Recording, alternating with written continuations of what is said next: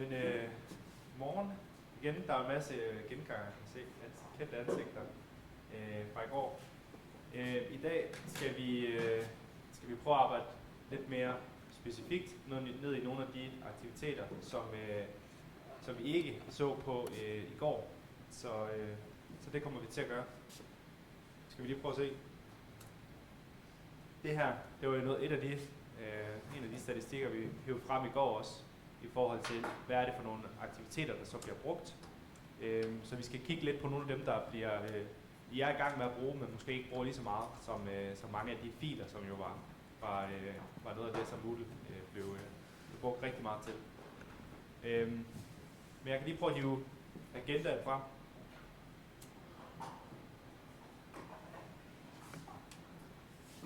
Ja, jamen vi skal se lidt på quizzer, hvordan man opsætter. Jeg ved ikke, hvor mange af jer, der rent faktisk bruger quizzer allerede i Moodle.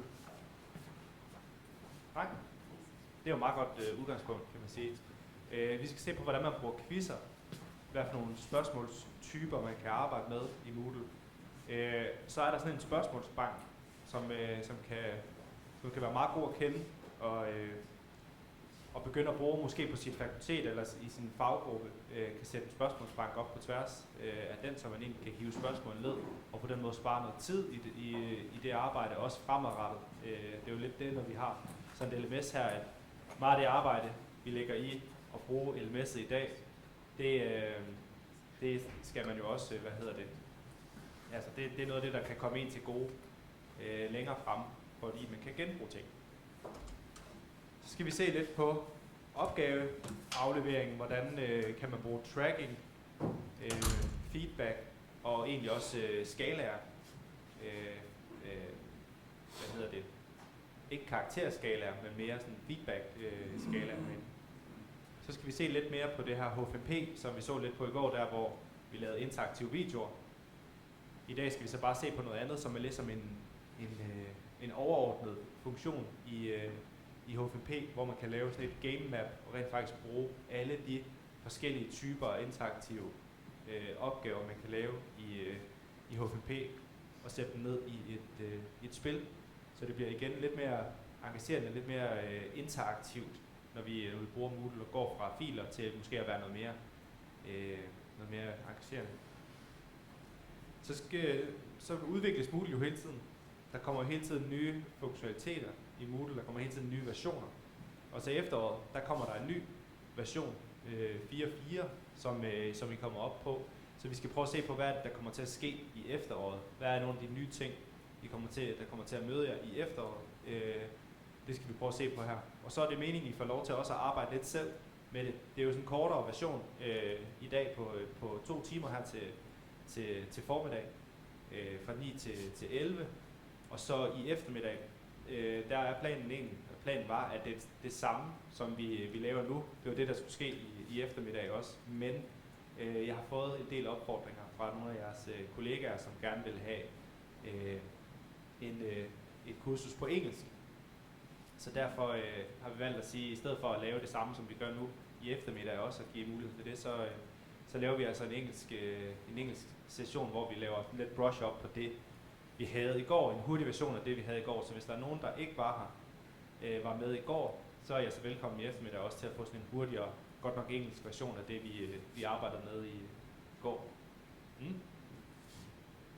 Ja, men altså workshop, meget, I får lov til at lave noget selv også, og så skal vi dykke lidt ned i sådan helt specifikke aktiviteter, som jeg håber, I kan tage med og bruge.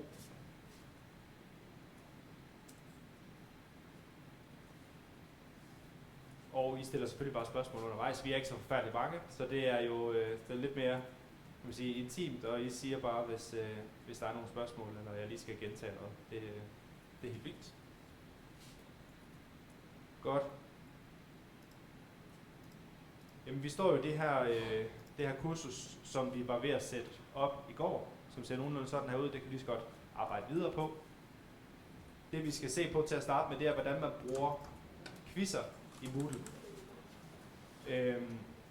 Og der var jo ikke rigtig nogen af jer, der har brugt quizzer som sådan før, men der er nogen, der kunne forestille sig at bruge quizzer i Moodle til nogle af de her ting. Det er jo i virkeligheden, kan man bruge quizzer på mange forskellige måder. Man kan bruge det lidt som en,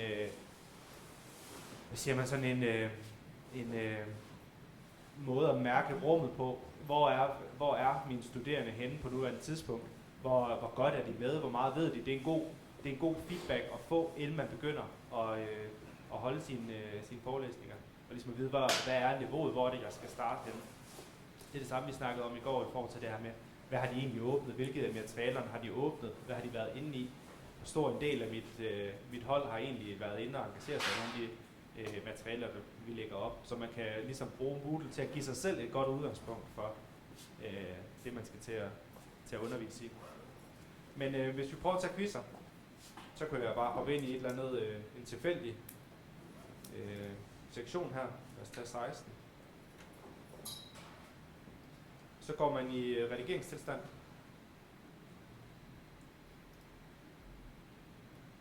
Og så er det jo bare at finde et eller andet sted, hvor man har lyst til at indsætte sin quiz.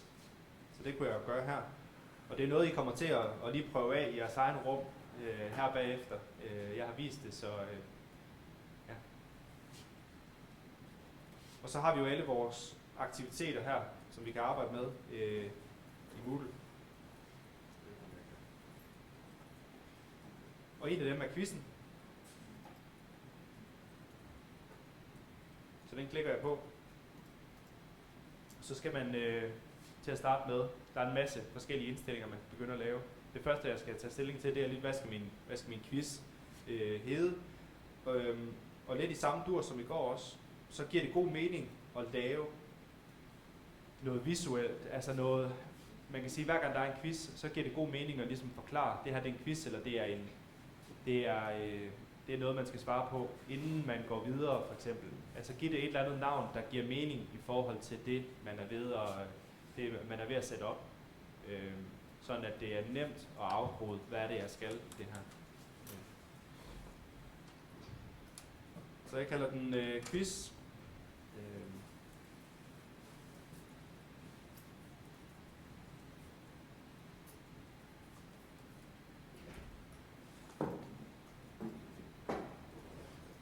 Og igen, så kan vi bruge, ligesom vi gjorde med filerne i går, det her beskrivelsesfelt, som man kan få ud på forsiden, som ligesom igen kan beskrive, hvad er det, jeg skal her, inden man behøver at trykke ind på det, så man kan få noget visuelt ud på forsiden.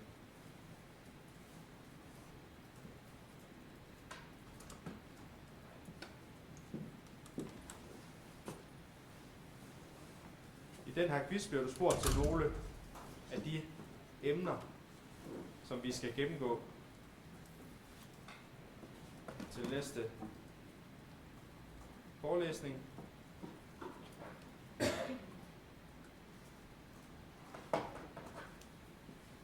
Hvad ved du, inden undervisningen begynder? Det er ligesom forudsætning. Quizzen, det er det, vi forventer. Så klikker jeg lige af hernede, sådan at det, der står her, det kommer ud på forsiden. Igen, så vi slipper for at skulle klikke ind for at finde ud af, hvad er det, der skal foregå her. Så har jeg et hav af forskellige indstillinger her. Der er noget timing. Der kan jeg gå ind og sige, hvornår den her quiz åbner fra, hvornår lukker den. Det kan være, det er et eller andet helt tidsbestemt. Jeg vil først have, at I går ind. Det er jo i virkeligheden et åbent forløb, man bygger. Så det kan godt være, at for at det passer bedst i den timing, I har i på jeres hold, at man bliver nødt til at sige, at den åbner først på et eller andet tidspunkt, for at man har fået det, man skal bruge, inden man begynder at svare på det her. Det er jo nogle selvstændige mennesker, der er på jeres uddannelse, så det kan jo godt være, at man begynder at arbejde lidt foran, hvis det er, så kan det altså være, at man kommer ind og besvarer sig en quiz, før man egentlig burde gøre det. Så det kan man gøre, hvornår åbner quizzen, hvornår lukker den. Er der nogen tidsbegrænsning på besvarelserne?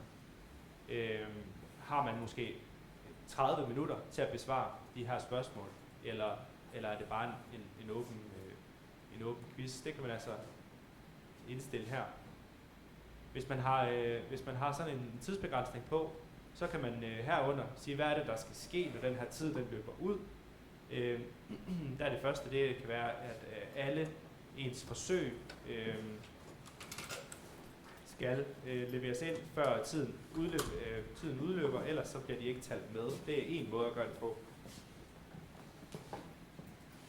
En anden måde at gøre det på, der er nogle forskellige måder, man ligesom kan sætte det op på. Og det er jo i virkeligheden det, som Moodle også kan. Det er et hav af forskellige indstillingsmuligheder til et hav af forskellige situationer, scenarier, I skal bruge Moodle til. Nu kan vi jo prøve at sætte en tidsbegrænsning på, så kan vi se, hvordan det ser ud. Så den har vi 15 minutter til. Den her.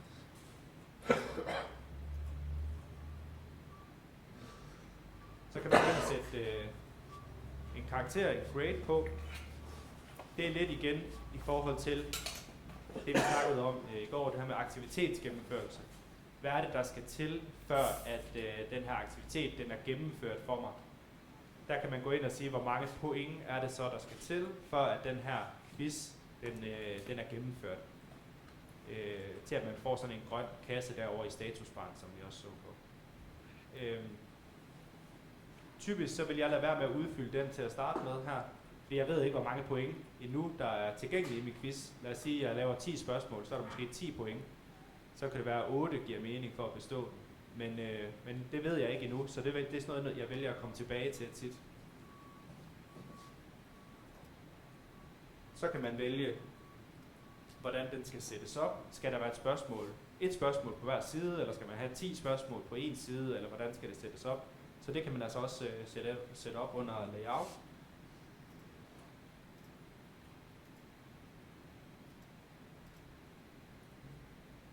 Så er der en vigtig indstilling her. Question behavior. Hvordan skal ens spørgsmål opføre sig? Hvordan skal man have feedback? Det er lidt her, vi tager et valg om, hvad er det her for en type af quiz?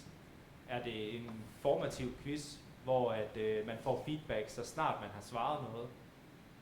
Det giver mening i forhold til læring. Det vil sige, hvis du nu svarer forkert på et spørgsmål i løbet af den her quiz, så kan du sætte det op sådan, at du rent faktisk får feedback specifikt til det svar, du har givet. Du svarer et andet forkert, så har du indstillet det som underviser, og så står der, det er ikke rigtigt, har du taget højde for det her, og så videre. Så der kan man rent faktisk lave noget, som er noget formativt i forhold til de her quizzer.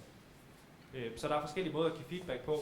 Man kan give, det er så immediate feedback. Det er, hvis man gerne vil have feedback direkte, når man har svaret på det her enkelte spørgsmål inde i quizzen. Så er der deferred feedback, hvis man gerne vil give feedback, når man er færdig med den her quiz. Det vil typisk være sådan en test fungerer.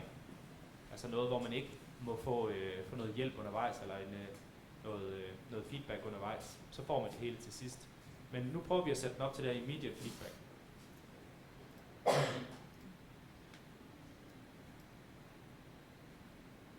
Og så er der jo et hav af forskellige indstillinger, man kan sætte op hernede, men det er nogle af de vigtigste, man skal tage stilling til hernede. Så er der igen den her aktivitetsgennemførsel, activity completion, hvor man kan sætte op, hvad er det, der skal til, før den bliver grøn over i den her statusbar, som vi også snakkede om i går. Og lige nu, der kan man ikke gennemføre den. Der er det egentlig bare noget, man kan gå ind og se på. Det har jeg ikke. Hvis ikke I har den, så er det fordi, der ikke er sat aktivitets completion tracking op på selve jeres kursus. Nu kan jeg lige prøve at gemme den her, som den er. Kan lige vise, hvor det var, man sætter det op.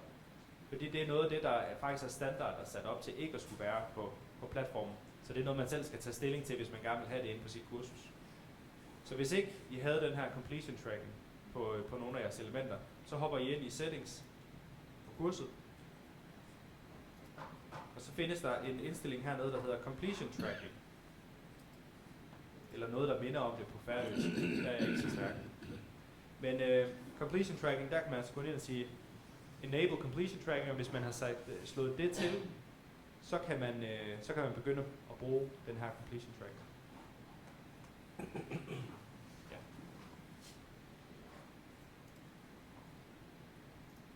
Det var måske der.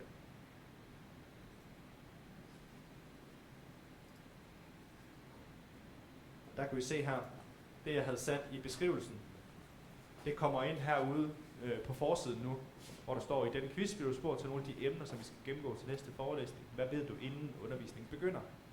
Det er ligesom vilkåret. Det er det, mine studerende de ved inden.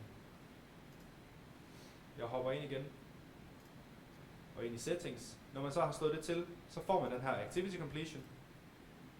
Og der kan jeg gå ind og sætte den på forskellige måder. Enten så kan man manuelt sige, som studerende, jeg har gennemført den her, det giver ikke så meget mening, fordi det er jo quiz, så man kan sige, man skal jo helst have gennemført den rigtigt. Så der kan man også sige, show activity as complete when conditions are met, og så får man nogle forskellige conditions hernede. Man skal have set den her aktivitet, det giver måske god mening. Man skal have fået en bedømmelse, og quizzer, det er jo så dejligt nemme i, at det bedømmer jo faktisk automatisk. Man sætter nogle point op og viser, hvad er det for nogle rigtige svar, der er herinde. Så bedømmer den jo egentlig selv. Så I skal bare sætte quizzen op, og så gør den selv bedømmelsesarbejdet. Så det kan jeg måske sætte op her. Og som jeg så klikker af, så begynder det at åbne sig op. Hvis man skal have en bedømmelse, så skal man så også have en bestået bedømmelse. Det kan man så markere. Det behøver man måske ikke i den her omgang. Det er bare vigtigt, at vi får nogle svar ind. Det er jo hvad ved de inden undervisningen begynder. Det er ligesom vilkåret for det. Man kan faktisk også bruge quizzen lidt kreativt med, at så Jesper, at det automatisk bliver bedømt. Men der findes et spørgsmål, som er sådan et essay-spørgsmål, hvor den studerende selv skal skrive et svar, og det kan systemet så ikke automatisk give en eller anden bedømmelse af. Så man kan egentlig godt tænke det som sådan en samling af strukturerede spørgsmål, når man skriver et spørgsmål ind, og så vil det være jer, der skal gå ind som underviser og give dem en eller anden vurdering. Så det er en måde ligesom at arbejde struktureret med nogle typer af spørgsmål, hvor de også skal skrive noget. Så det er så også en quiz i multiteknologi, det er ikke kun multiple choice og sådan automatisk. Ja, så det kan man også, hvor det er mere fritekst-svar. Det er jo sådan, før den quiz, den automatisk skal give en eller anden bedømmelse, så skal den jo vide, hvad det rigtige svar er. Og hvis man giver mulighed for, at de studerende de kan skrive noget fritekst til en af jeres spørgsmål, så ved systemet ikke automatisk, hvad er så det rigtige svar. Så der skal I ind som underviser og sige, det her det er et godt svar, eller det er nogle rigtige tanker. Så ja, det kan man også gøre. Men i det her eksempel, der er det rent automatisk, vi prøver at køre. Så nu har jeg taget stilling til alle de typer og indstillinger, som jeg tænker, jeg har behov for her. Så er jeg sådan set klar til at sige gem, save and display hernede. Så kommer jeg ind på sådan en side her, og så får jeg at vide, der er faktisk ingen spørgsmål. No questions have been added yet. Du vil lige prøve at lave en lille grund på helden, jeg skal tilbage til i går. Det der med, så jeg synes, der er mange spørgsmål, altså man skal tage stilling til ret mange indstillinger, men hvis vi lige ruller tilbage til i går, så har vi jo den her delekurve. Så er det smart, det vil være, når nu Jesper har indstillet alt det her rigtigt, uden at han egentlig, før han efter egentlig har tilføjet nogle spørgsmål, så putter man lige den i sin kurv. Men det er sådan ligesom standard at indstille på en quiz, der over i kurven med den. Og det var det, vi så på i går, det her med, nu har jeg indstillet den på den måde, jeg gerne vil. Jeg ved, at man skal have en eller anden bedømmelse, før den bliver gennemført. Jeg ved, at typisk så vil jeg have 15 minutters svartid på mine initiale quizzer her. Så det kunne jeg sige, det er min standard for det. Så ligger den bare over i min delekurve herovre. Så hvis jeg er inde på et andet kursus, så kan jeg bare hive den ind, og så er jeg sådan set klar til at fylde spørgsmål i. Og noget af det, vi skal se på også, det er spørgsmålsbanken. Så hvis jeg har sådan en her, og jeg faktisk har en bank af spørgsmål, så kan jeg faktisk lynhurtigt begynde at sætte nogle quizzer op og hive spørgsmål ind fra forskellige emner og så videre til at sætte den her quiz op. Så jo mere arbejde man lægger i det fra start, jo mere får man serveret senere hen. Det har vi i hvert fald set rundt omkring. Så nu står jeg herinde, og så skal jeg til at begynde at lægge spørgsmål ind i min quiz, og det giver god mening at klikke på Add Question. Så det gør jeg. Så bliver jeg sendt ind på sådan en liste her, eller det skulle, jeg ved ikke hvor godt I kan se, men der er sådan set en grå boks her, hvor de spørgsmål, der kommer i den her quiz, de kommer til at lægge sig nedad som en lang række af spørgsmål. Lige nu der er der ikke nogen spørgsmål. Så her skal man faktisk over til højre, og jeg er ikke sikker på, at jeg synes, det er måske er den bedste måde, det er sådan rent visuelt, der er struktureret på her, Der kan man gå over og tilføje et spørgsmål hernede i højre hjørne. Så hvis jeg siger add, så kommer der 3 forskellige muligheder. Jeg kan enten add a new question, eller så kan jeg add a question from question bank, eller et random question. Lige nu der har vi ikke nogen spørgsmålsbank. Vi har ikke nogen spørgsmål at vælge fra til random questions, så jeg bliver nødt til at lave et nyt spørgsmål fra bunden. Så det klikker jeg på her, og så får I en hel liste med forskellige typer af spørgsmål. Og så en quiz her, det behøver ikke kun at være multiple choice spørgsmål, I bruger i en quiz. Der kan man måske starte med et multiple choice spørgsmål, så kan man hoppe videre til, at man skal drag and droppe noget ind det rigtige sted i en eller anden tekst. Det kan være, at man skal vælge den rigtige zone på et eller andet billede. Der er rigtig mange forskellige måder, man kan gøre det. Så alt efter, hvad for et fag I underviser i, så kan man jo gøre noget mere eller mindre visuelt, eller det kan være, at man skal udvælge noget rigtigt på et instrumentbræt, eller på et eller andet værktøj, eller hvad det måtte være, noget, der foregår rundt omkring. Ja. Men nu tager vi den helt klassiske multiple choice, bare for at give en fornemmelse af, og det tænker jeg også, det er det, I skal starte med lige om lidt. Lige prøve at lave et multiple choice spørgsmål. Så jeg klikker multiple choice af her, og siger add.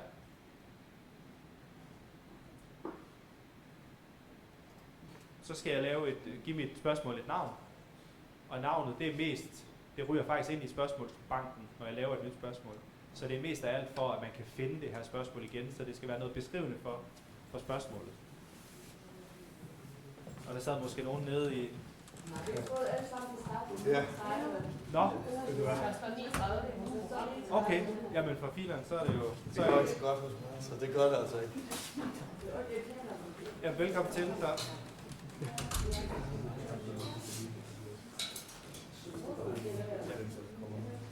Så er det så til 11:30.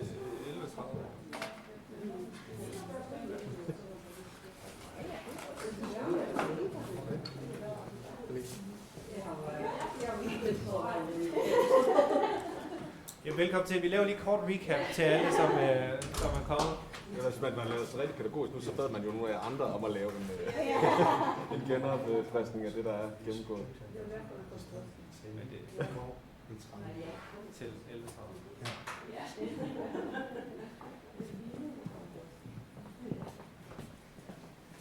Godt. Jamen,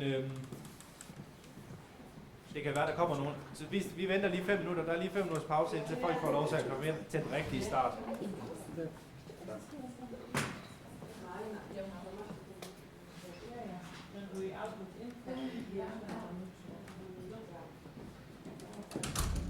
Så hvis der er nogen, der lige har brug for at hente en kop kaffe eller et eller andet, så gør jeg bare det. Vi venter lige 5-7 minutter i hvert fald, til vi går rigtig i gang. Så.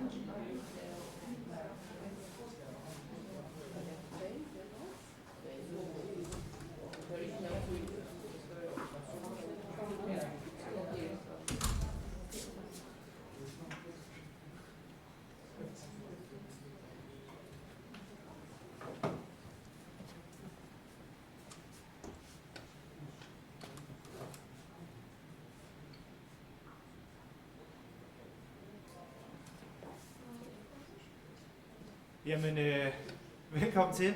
Vi starter lige om igen. Og I prøver at gå igennem nogle af de ting, som vi skal i dag. Der er en masse, jeg kan huske fra i går, så det er jo fedt. Jeg kommer også til at referere en lille smule til noget af det, vi så på i går. I dag, der dykker vi lidt mere ned i nogle specifikke aktiviteter i Moodle, såsom quizzen, opgaveafleveringen, H5P igen, som vi også så lidt på i går med den her interaktive video, vi får at vise. Med den her interaktive video, der skal vi i dag se på noget andet. Der skal vi se på noget her game map, hvor man egentlig kan lave et spil over mange af de aktiviteter, man kan lave derinde, så man kan gøre det lidt mere sådan engagerende. Ja. Vi skal se på, hvordan man opsætter en quiz. Det var det, vi var i gang med, da nogle af jer kom ind i lokalet. Det tager vi lige igen. Så skal vi se på, hvad for nogle forskellige spørgsmålstyper. Vi skal se lidt på spørgsmålsbanken, som er noget, man kan finde i Moodle. Og så skal vi se på, hvordan man kan lave en analyse af spørgsmål og versionering af spørgsmål osv., så I kan bruge det fremadrettet som en struktur bag ved jeres quizzer. Så er det jo sådan, at Moodle det kommer i nye versioner. Der sker hele tiden noget med Moodle. Enten så er det noget, vi udvikler, eller så er det noget, den store Moodle-organisation egentlig sidder og udvikler også. Så her til efteråret, der kommer der noget, der hedder Moodle 4,4. 4.4. Og der kommer nogle nye funktioner, så det skal vi lige se, hvis vi får tid til det til sidst, og prøve lige at kigge på det. Hvad er det så, der kommer til at møde jer på et tidspunkt i efteråret? Der er blandt andet noget med en ny teksteditor, hvor I kan nogle flere ting deri. Ja. Jamen, lad os prøve at hoppe ind igen i det forløb, vi var i går. I dag der kommer I til at selv også skulle sidde og prøve nogle af de her ting af. Så det bliver lidt mere workshop i dag end i går, forhåbentlig. Jeg har bare hoppet ind i en eller anden sektion i mit forløb. Det første vi gjorde, jeg tænker jeg genbruger noget af det vi lige har lavet her. Det første jeg gjorde, det er at jeg indsatte en quiz. Det er det første vi skal. Så der klikkede jeg egentlig bare på et plus, det sted hvor jeg gerne vil have min quiz. Og så dukker den her aktivitetsvælger frem, og der valgte jeg quiz. Så det er sådan set det er der vi er. Nu hopper jeg lige ind i den quiz jeg så har indsat, og ind i indstillingerne. Det her det er det første der vil møde jer, når I klikker på at indsætte en quiz. Jeg spurgte lige før, hvor mange der havde brugt quiz. Der var ikke så mange, der havde brugt quizzer i Moodle. Første gang jeg spurgte, er der nogen her, der er vant til at bruge quizzer i Moodle? Ja. I har brugt, der er et par stykker. Godt nok. Men det er jo meget godt udgangspunkt, at der er mange, der ikke har gjort det, fordi vi skal se det sådan lidt fra toppen af. Og så kommer I til at få noget ud af spørgsmålsbanken også, er jeg sikker på. Det første, der møder jeg, det er sådan en indstilling her, hvordan er det, man bygger en quiz. Jeg skal kalde den et navn, og jeg har kaldt den quiz. Det kunne være, at jeg kunne kalde den alt muligt andet, men jeg synes, det er en god idé at angive, hvad er det her, jeg klikker på, når jeg kommer ind. Jeg ved godt, der er ikoner også, men det giver altså også god mening at lige skrive, hvad er det, der møder mig. Så har vi beskrivelsen her nede under, og der giver det også god mening at lige beskrive, hvad det er, den her quiz, den går ud på. Forudsætningen for den her quiz, vi er ved at lave, det er en quiz, man kan bruge til at starte med, inden man skal holde forelæsning, eller inden den her uge begynder. Der kan man lave en quiz. Hvad ved du nu? Hvis jeg får en masse svar ind på spørgsmål omkring det emne, man måske skal i gang med, så har man lidt en idé om, hvad er niveauet, hvor er vi henne i forhold til forståelsen, inden at man begynder at lave sin undervisning den uge, så man ligesom hjælper sig selv med at få et godt udgangspunkt og få en forståelse for, hvor er mine studerende egentlig henne på det her tidspunkt. Så det er det, jeg har skrevet her. I denne quiz bliver du spurgt til nogle af de emner, som vi skal gennemgå til næste forelæsning. Hvad ved du, inden undervisningen begynder? Så har jeg klikket af hernede. Hvis jeg klikker af her, så ryger det ud på forsiden. Så skal man ikke til at klikke ind for at se, hvad går det her ud på. Der får man sådan set et beskrivelse ud på forsiden, og det er også med til at give noget overblik for jeres studerende. Det er med til at give, gøre det mere overskueligt, at jeg sådan set kan læse, okay, hvad er det, der forventes af mig hernede. Men ellers så er det jo med quizzen, som det er med mange af de andre Moodle-aktiviteter. Der er et hav af forskellige indstillinger, man kan gøre sig. Der er for eksempel timing heroppe, og under timing, der kan man vælge, hvornår åbner quizzen, hvornår lukker quizzen, er der et time limit, er der x antal minutter, man har til at gennemføre den her. Det kan man indstille her. Nu har jeg sat der 15 minutter. For de 15 minutter, der skal man have besvaret. Og så kan man sige, hvad er det, der sker hernede. Kan man vælge, hvad sker der, når tiden den udløber. For eksempel, hvis tiden udløber, og man ikke har nået at svare alle spørgsmål, bliver de svar, man så har givet, bliver de leveret ind, eller er det bare, bliver de bare smidt ud? Hvad skal der ske? Det kan man vælge her. Så går vi ned til grade. Der kan man vælge, hvor mange point skal man have for at bestå den her. Det er ikke sikkert, at de arbejder med at bestå en quiz som sådan. Hvis ikke I gør det, så er det sådan set ligegyldigt, så lader I det bare være. Men hvis I gerne vil have en eller anden fornemmelse af, om man har bestået den her quiz, eller har svaret rigtigt på x antal spørgsmål derinde, så kan man vælge at sætte en grade to pass ind. Og det er sådan, at i Moodle-quizzer, der bliver rigtige svar belønnet med point. Så kan man vælge, hvor mange point får man så for et rigtigt svar. Så det er noget af det, man først ved, når man har bygget sine spørgsmål op bagefter. Hvor mange point er der rent faktisk tilgængeligt i den her quiz. Det kan være, at jeg har 10 spørgsmål. Så er der måske 10 point tilgængeligt.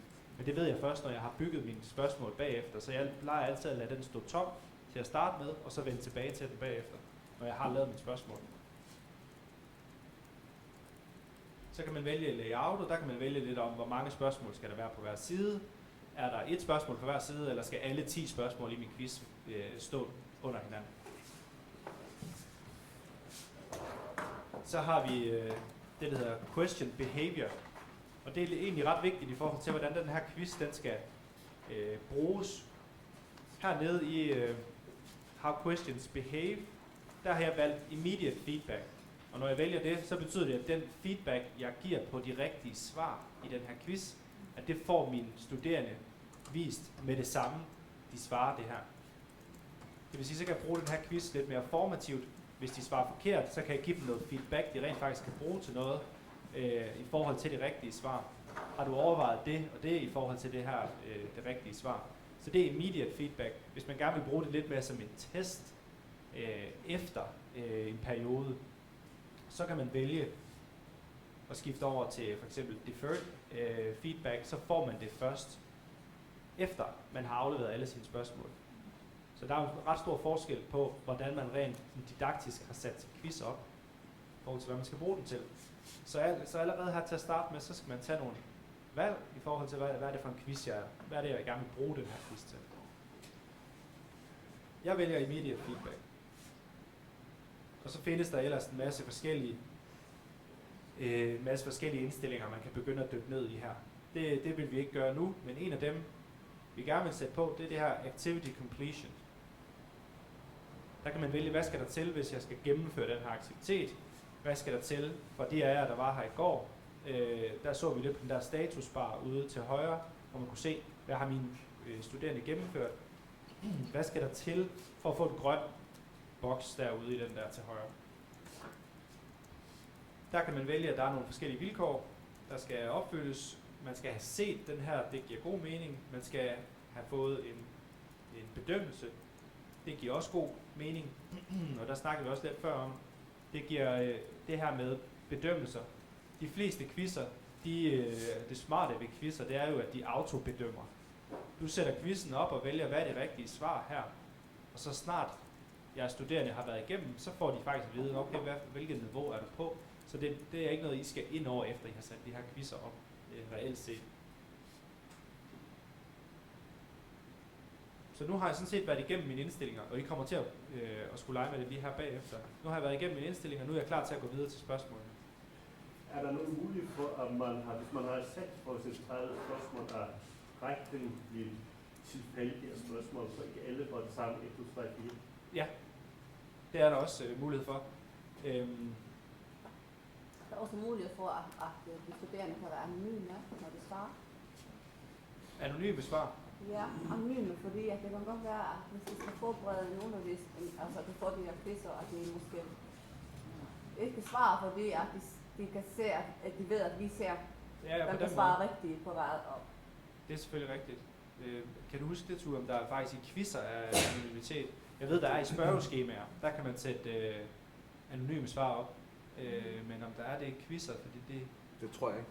det er jeg faktisk Det er heller ikke ligesom en sikker på. del af LMS-tanken lidt, at lærerne skal kunne følge med i, hvad de studerende gør. Vi har aldrig fået spørgsmål før, så nej, men det er fordi, at jeg kommer ud, der kan det være anonyme. De Ja. laver deres eget, de laver Ja. et opbygget Det- navn, ja. Ja, det er selvfølgelig rigtigt. men lærerne kan ret meget i systemet, så de kan næsten, og underviserne kan ret meget. Grunden til mit spørgsmål er, at jeg bruger det til, så skal det besvare spørgsmål aftenen før midnat. Ja. Jeg kan se, at der er nogen, der bruger 1 time om det. Og det Ja. er ret, og så nogen, der bruger 5-10 minutter, der er det helt rigtigt. Og jeg har vidst, at de har en præcisliste, så det bare... Ja, jeg bare har krydset af. Hvis man laver op på rækkefølge, hvor de gør det, så kan de ikke bruge det. Ja, præcis. Og det er jo lige præcis derfor, man gør det også med de rigtige. Du kan lave om på rækkefølgen af spørgsmål. Ja. Du kan også lave om på rækkefølgen af svarmuligheder, hvis det for eksempel er en multiple choice. Det kommer vi til at se på.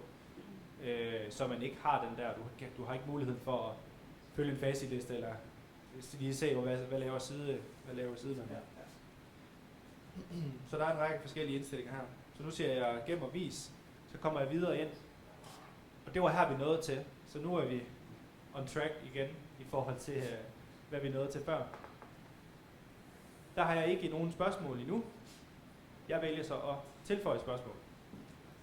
Og så får jeg en hel liste af forskellige spørgsmålstyper.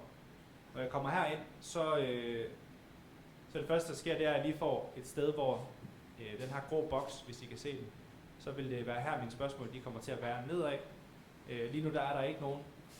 Så herover der skal jeg faktisk klikke på Add hernede i højre hjørne. Og den kan godt være til at overse. Så bid lige mærke i, at når I kommer herind, så er der altså et eller andet, I skal kigge efter herover til højre. Så kan jeg enten vælge et nyt spørgsmål, et spørgsmål fra spørgsmålsbanken, eller et random spørgsmål. Men spørgsmålsbanken, den har vi ikke opbygget endnu, så jeg laver et nyt spørgsmål. Og så får jeg en hel række af forskellige spørgsmålstyper, jeg kan begynde at arbejde med. Og man skal ikke vælge, at den her quiz, så er det kun multiple choice. Man kan godt skifte det ud undervejs og lave et spørgsmål, der måske er multiple choice til at starte med, og så kommer der noget med, at jeg skal trække noget det rigtige sted, i den rigtige zone på et billede. Det kan være, at jeg skal markere det rigtige sted på et billede. Jeg skal trække det rigtige ord ind i en tekst. Der er mange forskellige spørgsmålstyper, man kan arbejde med her. Men det vi skal prøve at se på nu, det er multiple choice. Det kender alle. Det er ligesom et godt sted at starte. Så jeg vælger multiple choice og siger add. Og så er jeg i gang med at lave mit spørgsmål. Og det første, man egentlig bliver mødt med her, der tager vi lidt hul på spørgsmålsbanken her. Det er i forhold til, hvor skal det her ligge. Hvis I nu havde lavet en spørgsmålsbank, hvor der var nogle emner og så videre, så man kunne lægge det et andet sted. Man har egentlig forskellige niveauer, man kan lægge sine spørgsmål på, som ligesom beslutter, hvor i Moodle kan jeg hive fat i det her spørgsmål igen og bruge det i en anden quiz. Så lige nu, der kan jeg enten lægge spørgsmålet på quizzen, det vil sige, så kan det her spørgsmål kun bruges i den her quiz. Jeg kan lægge spørgsmålet på mit kursus, så kan jeg lave en ny quiz og bruge det her spørgsmål igen i den quiz. Jeg kan lægge det på kategorien. I har jo en kategoristruktur i Moodle. Det vil sige, hvor ligger jeres kursus henne? Det ligger måske inde under efterår 2024, og dernede under ligger det måske under jeres fag osv. Så der kan man sådan set også lægge det på forskellige niveauer i forhold til den her kategori. Det vil sige, hvis I lægger det på faget, så er der andre undervisere på det her fag, som kan bruge det i deres fag. Lægger I det tager en længere år på forår 2024, så vil man måske kunne bruge det på tværs af forskellige fakulteter eller fag, eller hvordan det nu er, det er sat op. Men det kan vi prøve at kigge på. Ja, nu lægger jeg bare lige på det her kursus i første omgang. Giver det nogenlunde mening indtil videre? Ja. Godt. Jeg skal først give mit spørgsmål et navn, og det må gerne være beskrivende, fordi det er det, der kommer til at stå inde i spørgsmålsbanken, så det giver mening for en. Nu kalder jeg det bare hvad det er. Hvor mange deltagere.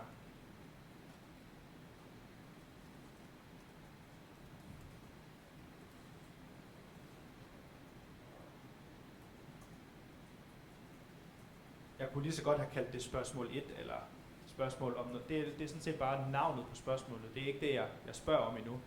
Det kommer først hernede. Det er spørgsmålsteksten. Det er det, jeg spørger om. Det kommer hernede.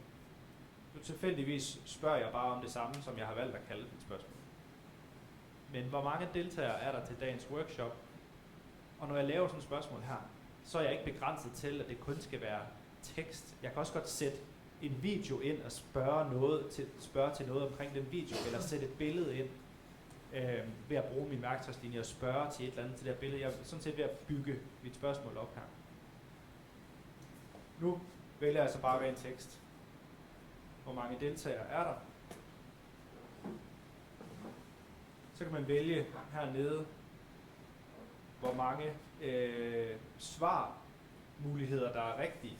Ja, i multiple choice, der kan du jo have en multiple choice, hvor der kun er et rigtigt svar. Du kan også have en multiple choice, hvor der er 2 rigtige svar. Vælg fra listen, hvad der indgår i en eller anden kontekst. Nu er der kun et rigtigt svar her. Så kan man den der med at shuffle, eller hvad hedder sådan noget. Ja, shuffle the choices. Det er jo så det, der blev spurgt om også.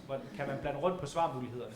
Hvis den er sat til den her, så er svarmulighed A ikke svarmulighed A for alle. Så bliver den ligesom blandet rundt. Ja. Så hernede så får jeg ligesom nogle forskellige bokse. Jeg får svarmulighed 1. Nu har jeg sådan set ikke lige talt, hvor mange der er, men skal vi sige, det rigtige svar er 25 måske.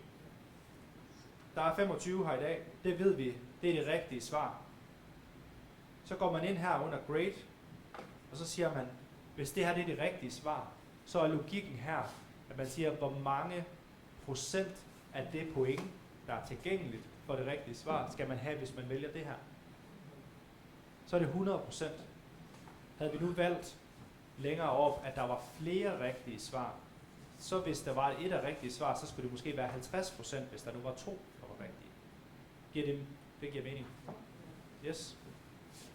Så man får 100% af det tilgængelige point, der er på den her spørgsmål. Og så kan man begynde at lave feedback hernede. Du har ligesom den svarmulighed, om den er rigtig eller forkert. Og hvad skal man have at vide, hvis man vælger den her med feedback? Så kan jeg skrive, super godt, du har talt rigtigt.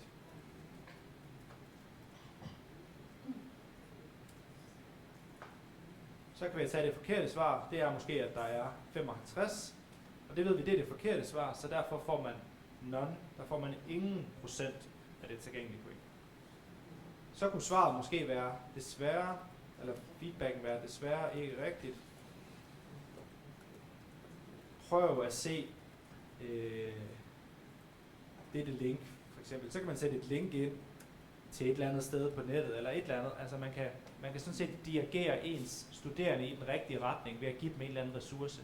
Så man har faktisk i gang med at lave et eller andet formativt for ens studerende, alt efter hvilket niveau de har, og hvad de svarer. Og svarmulighed nummer 3, det kunne være, at der er en, der siger, at der er 100.000. Så ved man, det er i hvert fald helt forkert.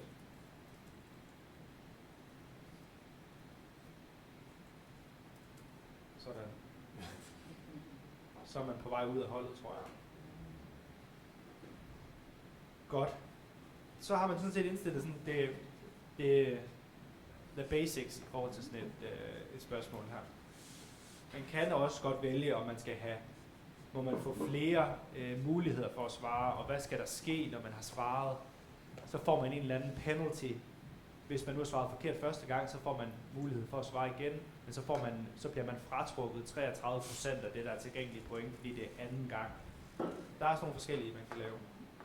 Moodle er jo født i den angelsaksiske verden, og der elsker man jo quizzer. Og så hvis man har drømt om noget, man kan gøre i quiz, skal kunne gøre, så kan Moodle det. bare spørgsmål Kan til, man også hvordan. give feedback med lyd eller gifs eller sådan noget, Ja. eller er det kun tekst? Nej, du kan også i feedbacken. Så det hele står bare og blinker. Ja, du Ja. kunne jo lave en lille video, Jesper, med dig selv på deroppe. Det kan jeg godt. Man har jo sin værktøjslinje her. Så hvis jeg klikker på videokameraet her, så er vi sådan set i gang. Og så, Så skal du stå sådan her, Jesper, ikke? Og så, når man har Ja. svaret rigtigt.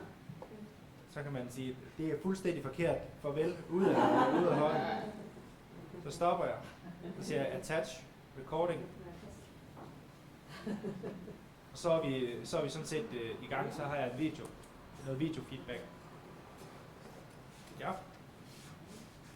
Og det smarte ved det her, det er, at du skal kun lave det her spørgsmål én gang, hvis du skal bruge det igen på dit næste hold. Så det er jo det her med, at du laver egentlig noget arbejde, du kan bruge videre.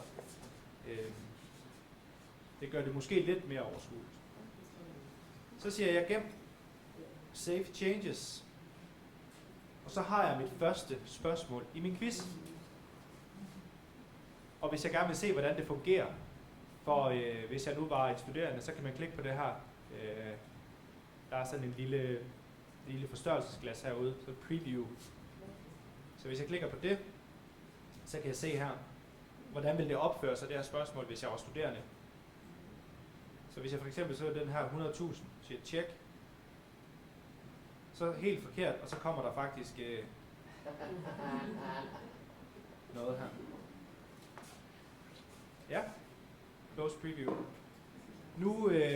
Nu får I små 20 minutter til lige at forsøge at lave en quiz, lave et multiple choice spørgsmål, lægge noget feedback ind og tage nogle af de her valg. Så er I ligesom i gang, så har I en quiz, I kan arbejde videre på senere. Så det kunne jeg godt tænke mig, hvis I prøver de af jer, der har computer med. I hvert fald. Ja, kan man faktisk. Så indtil kvart over.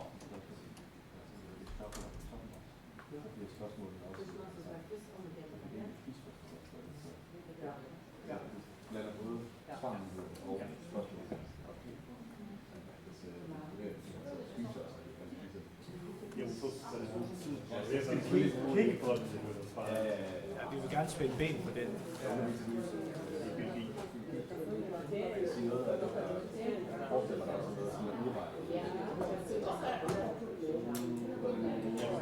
Han skal leve, og der er bare, man kan bare se, man kan bare dogne og Kan du hente det ind i Moodle her? De ligger som et eller andet format. Ja. Det er lidt svært at lave det rigtigt. Men man må først finde ud af det. Så er der cirka 30, der synes, at spørgsmål til det.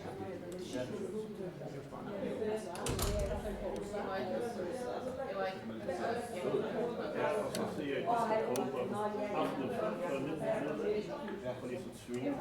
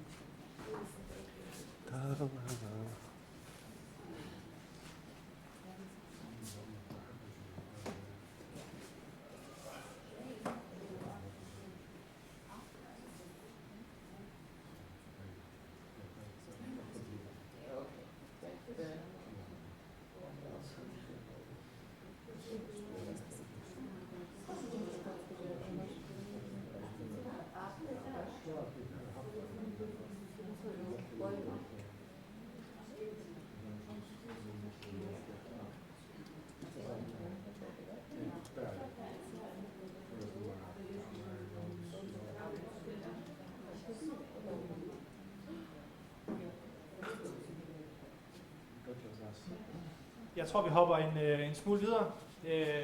Jeg håber, I fik prøvet det lidt af. I hvert fald lige fik trykket på nogle ting.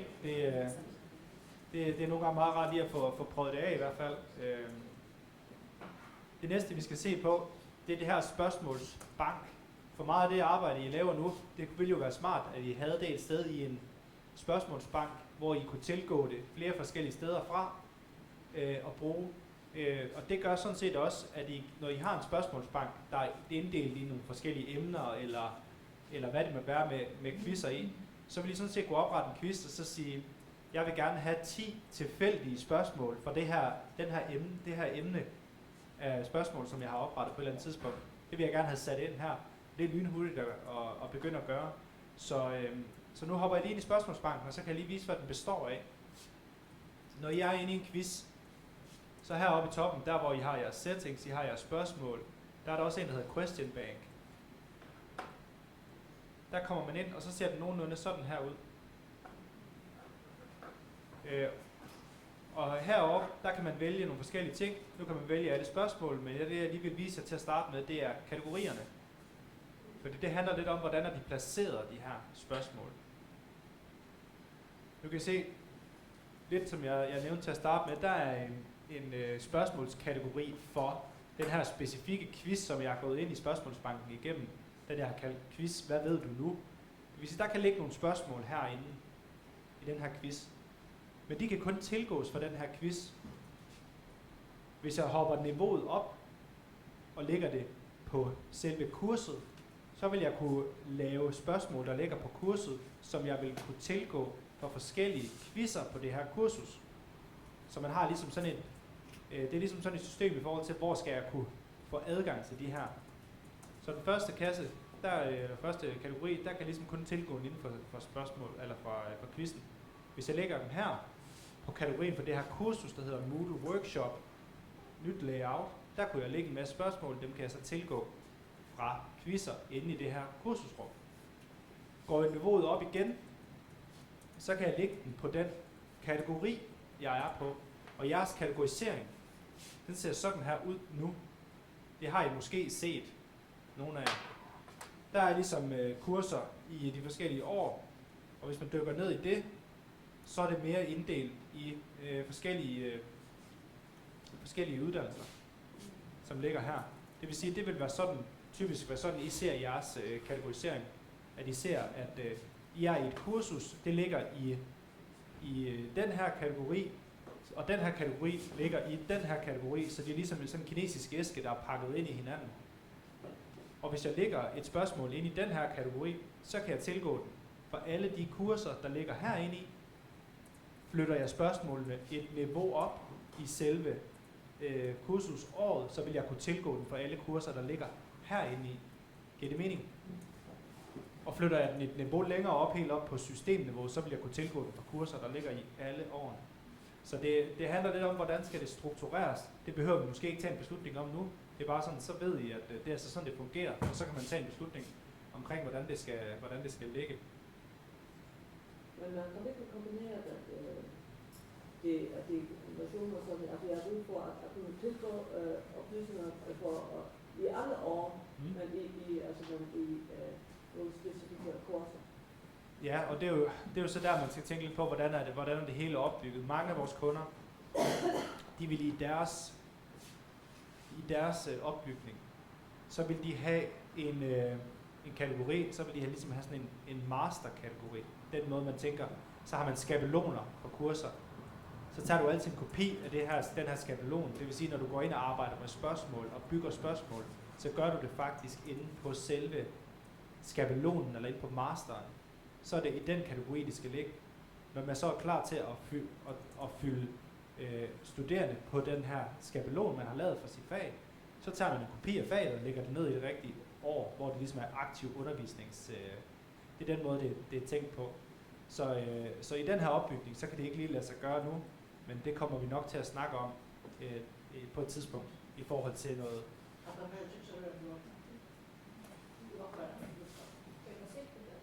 Perfekt at se på sådan noget, det er det, vi snakker om, at man kan vende om på den opbygning. Ja, Precis. Så ska man här bara då istället för att följa varje börja mucho så sen har man som såna grupper. Alltså, man vill inte visa nu är det och så byter man bara en ny. Det är bara för mycket av det där för man kan göra. Eller ja, det gör man det var. Ja. Alltså jag just har en massa namn med det där och vi har bara det för last nu. Så där tar jag det samman med alla bara. Okej. Så kan man börja med pensioner och kommuner ställningar och ofta och ungdomsarbetar. Så det er noget, der kommer til at kunne være på sigt. Men lige nu, der skal vi bare lige kigge på, hvordan fungerer det her så. Så det er sådan, kategoriseringen egentlig fungerer herinde. Så hvis jeg nu gerne vil lave et emne på min, hernede for eksempel, på selve kurset, så kunne jeg sige, kunne jeg lige add category her. Så kan jeg sige, hvor skal den ligge? Den skal ligge på selve mit kursus her. Så kunne jeg kalde den spørgsmål om biologispørgsmål, for eksempel biologi, kunne ligge her, eller et eller andet emne, så laver jeg en kategori, og så ligger den sådan set her.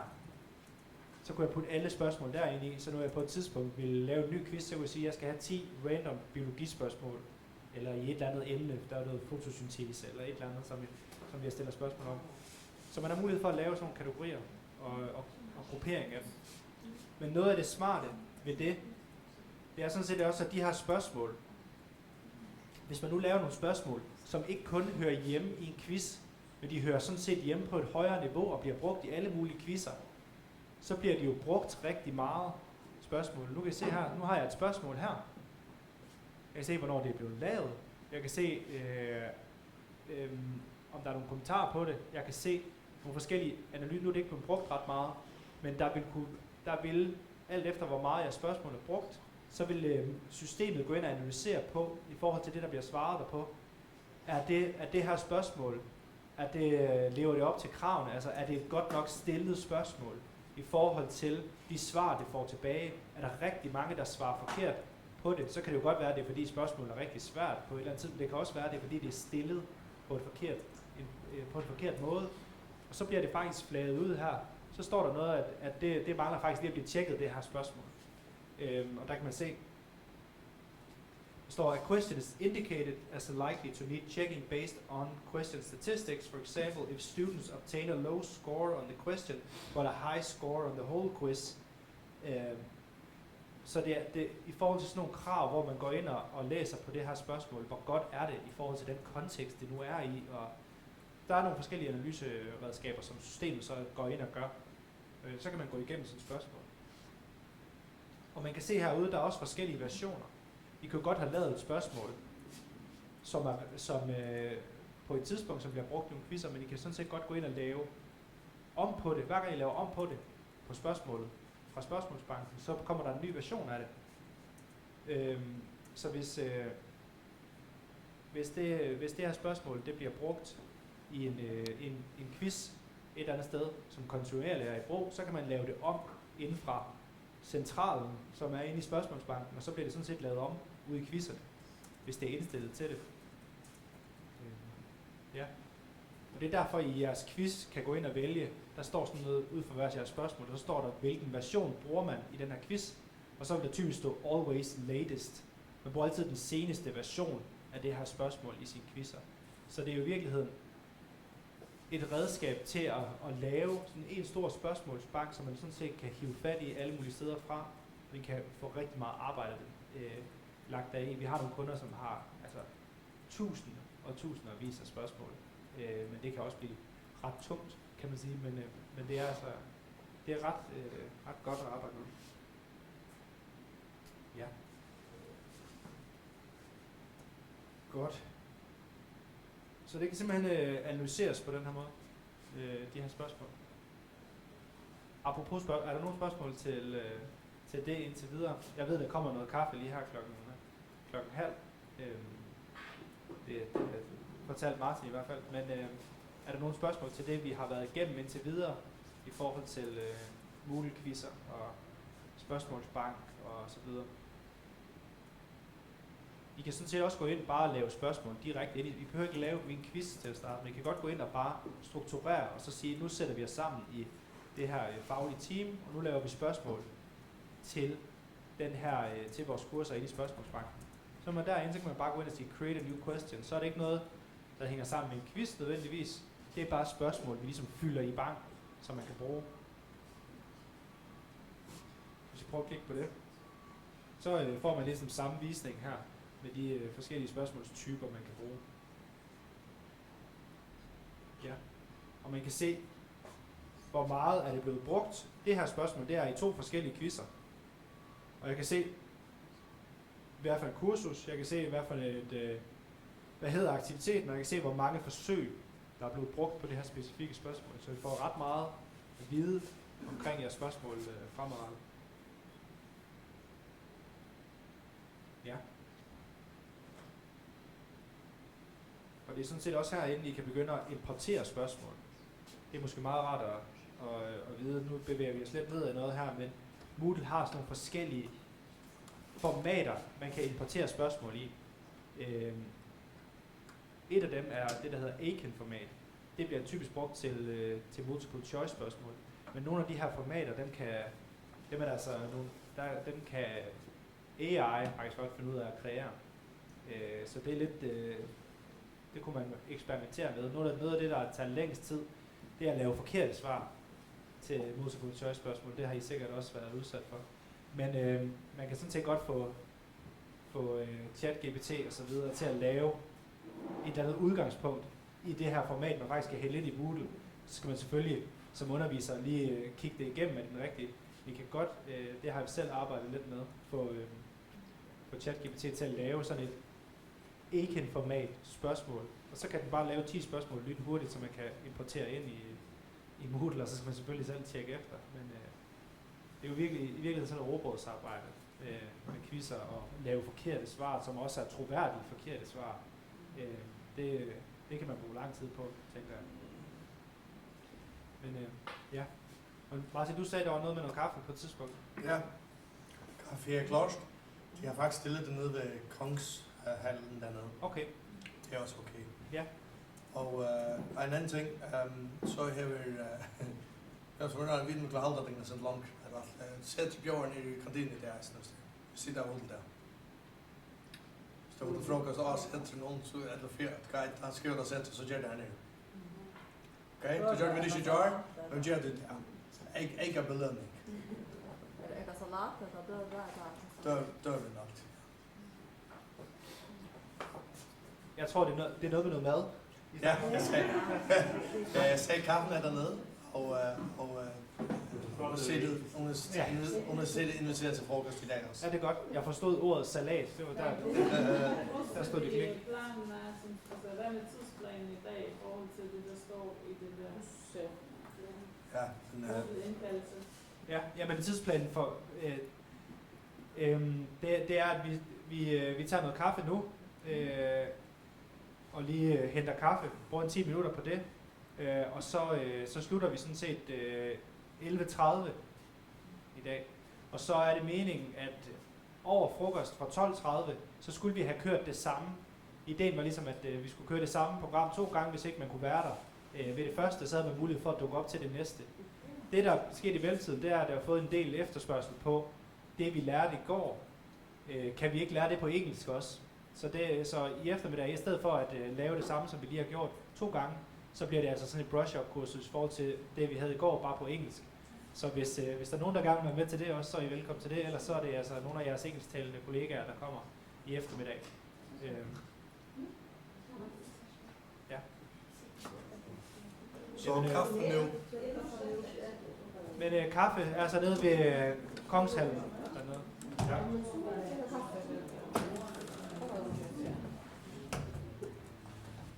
Så det er man i snart ud. Du så hurtigt, nej?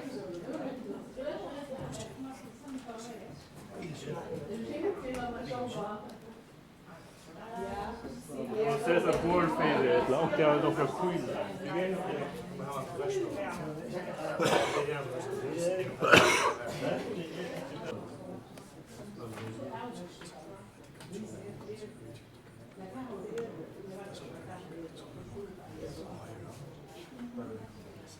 Jeg tænker, vi prøver at gå lidt videre de sidste 3 kvarter her. Vi har ligesom 2 ting, vi skal igennem. Det første, vi skal igennem, og det kan være, at vi lige skal have folk på plads.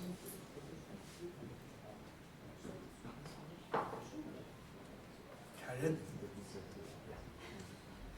Jamen, nu har vi lige 3 kvarter tilbage her, hvor vi skal igennem opgaver. Hvordan kan man begynde at lave opgaver med aktivitetsgennemførsel, sådan at vi har set mange steder, lad os starte derfra, vi har set flere steder, at der bliver givet feedback på afleverede opgaver.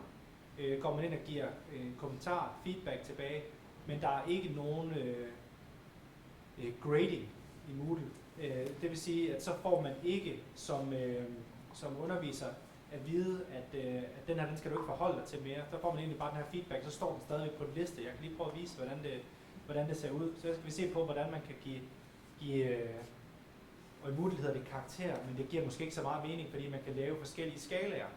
Og den her skala, det behøver ikke være 12-trinsskalaen, eller at man giver nogen egentlig karakter. Det kan også bare være, at man har godkendt den, eller ikke godkendt den. Det kan også bare være, at man kalder det set, ikke set.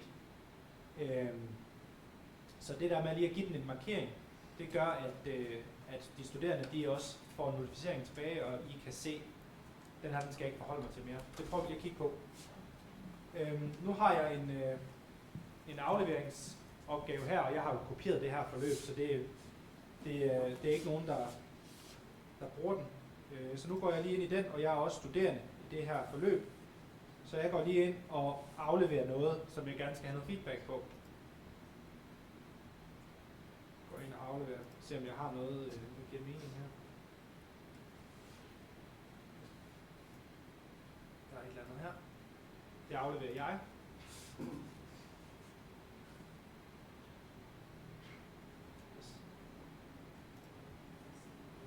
Så har man jo sådan en liste herude som underviser. Der kan man se, hvor mange deltagere har jeg på mit kursus, på mit forløb, hvor mange har afleveret noget, og hvor mange har jeg ikke reageret på endnu. Hvor mange mangler jeg at give noget, en grading tilbage, noget feedback tilbage. Og hvis man kun giver feedback-kommentar inde på sådan en opgaveaflevering, så vil den vil aldrig gå i 0, fordi den vil ikke registrere. Der får man bare noget feedback. Det er ligesom at levere en klage tilbage eller noget. Man får ikke ligesom afsluttet det. Ja, og det har vi bare set flere steder, at det bliver gjort. Så derfor prøv lige at hoppe ind i settings på den her aflevering. Der finder man nede i, for det første, feedback-typer. Der kan man indstille, hvad det er for noget feedback. Man kan enten bare give en feedback-kommentar. Man kan annotere det, der bliver afleveret på PDF, i PDF-form. Og man kan sende nogle feedback-filer tilbage, hvis det var. Egentlig så kan man også hente alle de her afleveringer, der er blevet lavet ud, så give noget feedback du henter det ud som en zip-fil, og så giver du feedback på det, og så pakker du det sammen, og så hiver du det op, og så finder du selv ud af, hvor det her feedback det egentlig skal leveres tilbage til. Det er også en mulighed at gøre. Men hvis vi nu fokuserer på det, man kan inde i Moodle, så er det kommentarer og annotere pdf'en. Så det skal gerne være slået til.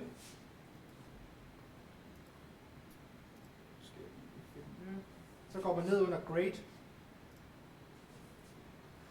Og så vil den typisk stå sådan her.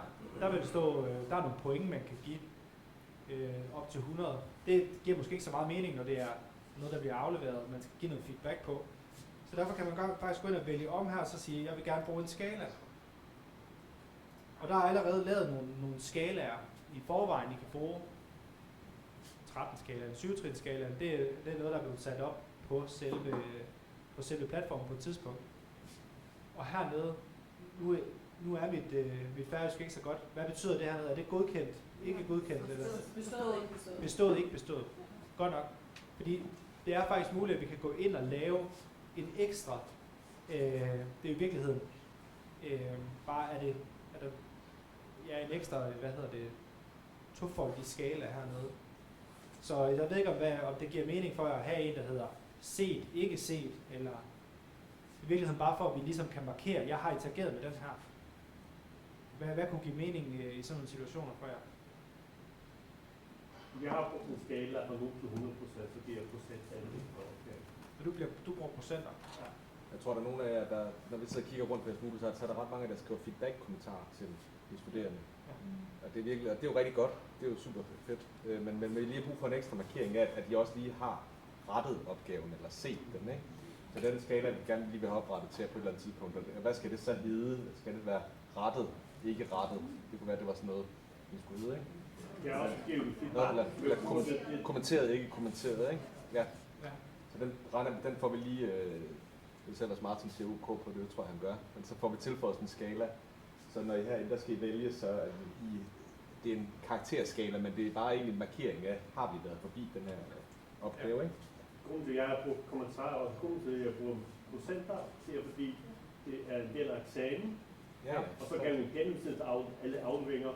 Ja. Der kan man ikke bruge for eksempel, hvis du får 7, hvis du får 1% mere, så får du 10.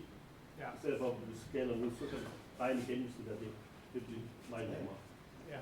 Ja. Det er rigtigt. Jeg brugte den sygt til en skala, men det var nogle problemer. Ja, den er ikke lineær, så den har en udfordring. Men nu prøver vi at tage den her bestået, ikke bestået, bare for at vise, hvordan ser det så ud. Så den har vi sat op.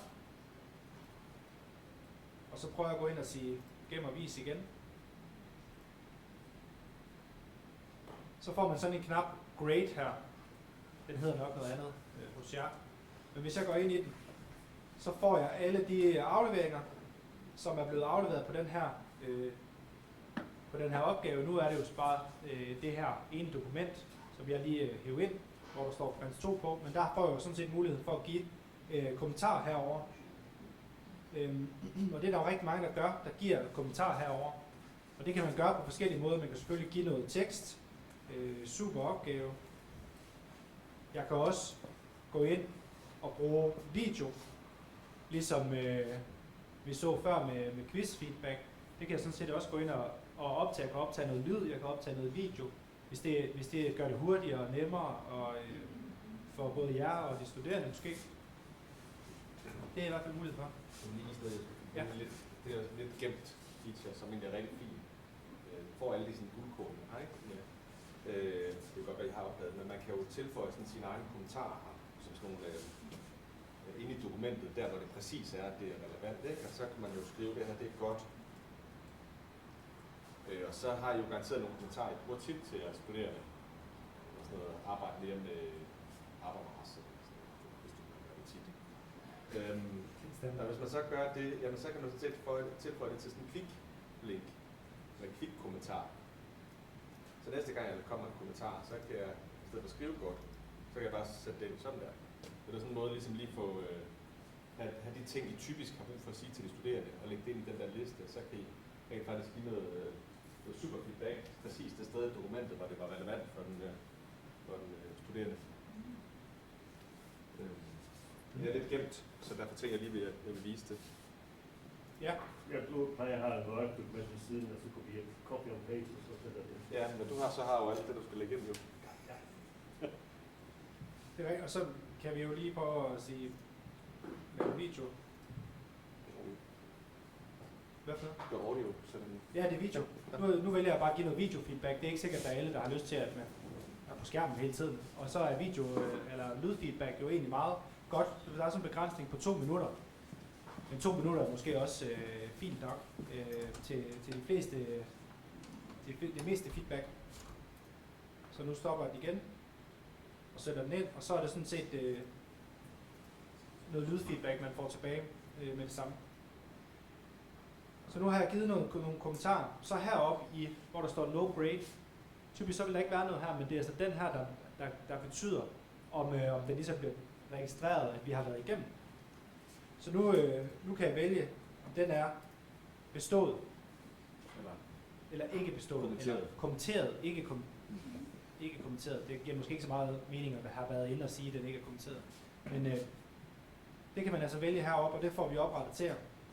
Det gør så, at når jeg går ind og siger gem, og man kan se, at den er slået til som standard hernede, at man notificerer altså den studerende, når der sker noget derinde, så får de lige at vide, der er så en underviser, der har været inde og give noget feedback, kommenteret på det, du har afleveret.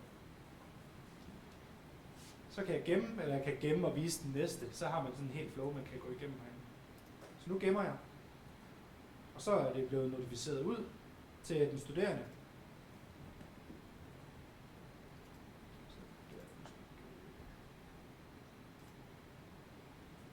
Så nu jeg hopper ind på den her opgave igen.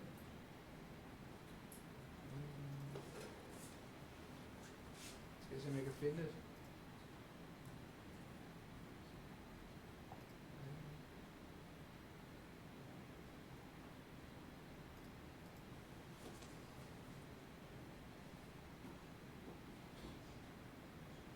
Det ville måske have givet mening, at jeg lige vidste, hvad det var for noget. Nej.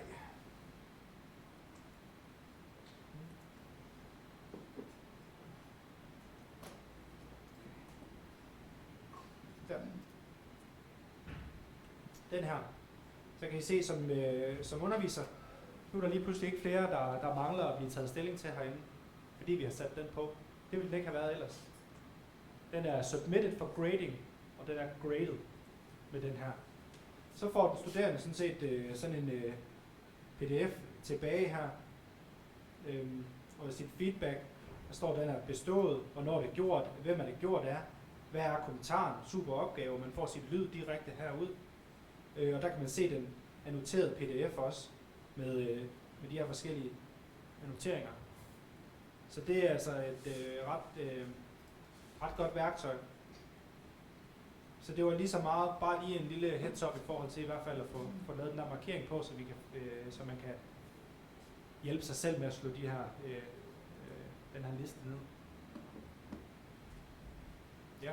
Man har også valgt, om det skal være nogle specifikke studerende, der skal have en opgave, ikke hele klassen. Ja, den er lidt, det er...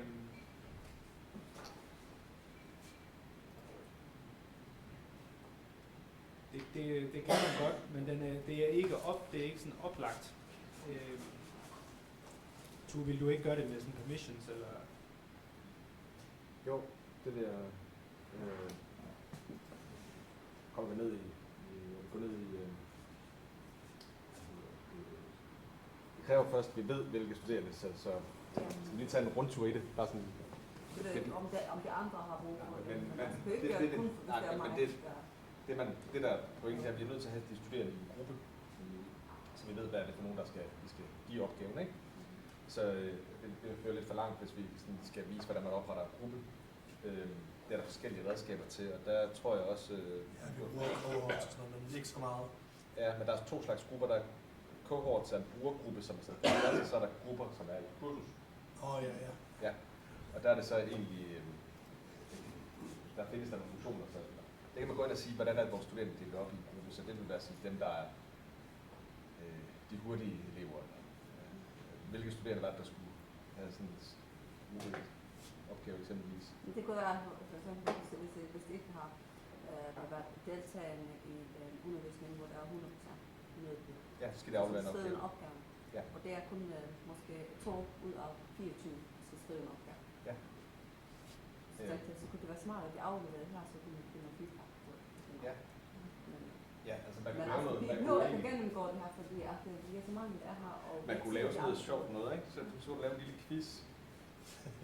Så inde i kurset, som var egentlig, hvor du så siger svaret, du skriver svaret på tavlen, det er et eller andet 57 er det rigtige svar på deres spørgsmål. Og det er jo kun dem, der kommer til undervisning, der ved, hvad det rigtige svar er. Så har du en lille quiz, som man gennemfører, og så kan du sætte den anden til at være betinget af, at man opgaven til at være kun dem, der ikke har svaret på quizzen, får opgaven. Lidt tricky, men ellers kan man dele dem ind i grupper, hvis du har styr på det. Og så kan man sige, at det er kun dem, der er del af den her gruppe, altså dem, der ikke er med frem til undervisning, der skal aflevere. Der er sådan flere veje frem til det. Ja. Må jeg komme med et spørgsmål? Ja. Kan man give karakter eller bedømmelse til en opgave, som ikke er blevet udleveret? Måske lidt underligt spørgsmål, hvor nogle gange, når der laver en fælles rapport hos 3 personer, så vil jeg kun have en indlevering. Og så har jeg sagt den til den de skal lave jeg var i gruppe sammen med. Ja. Så kan jeg give karakter, Ja. fordi hvis jeg laver 3 indleveringer, Ja. så skal jeg ikke. En gruppe. Jeg burde være den samme, det er ikke nødvendigvis den samme opgave. Derfor vil jeg have kun en indlevering.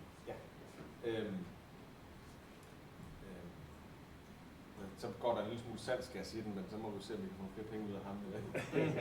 Martin, der findes en funktion, som vi har, det er jo ret almindeligt scenarie, kan man sige, når man skal studere om at arbejde som grupper, ikke, og så aflevere noget. Ja. Så vi har lavet sådan en funktion, og det er ret besværligt at indstille i muligt, så har vi lavet sådan en funktion, der hedder kvikgrupper. Så Okay. du har lavet en opgave, så sætter du flueben i en gruppe, og så sker der det, når de studerende skal aflevere, så markerer de, hvem afleverer de sammen med. Mm-hmm. Og så kan du se, hvem har afleveret sammen, og du får kun, hvis du har 5 grupper, jamen så kan du se, at du har kun 5 forventet på 5 afleveringer. Mm. Fordi det er fra 5 grupper, og du kan se, hvem der er sammen og så videre. Ja, det kan i hvert fald. Hvor så jeg lyst til at du enten afleverer opgave, og så de andre en opgave, hvor der så jeg var i gruppe sammen med. Så er det en anden slags aflevering, det fungerer fint. Ja, men ja. Og så kan jeg give karakter til dem. Ja.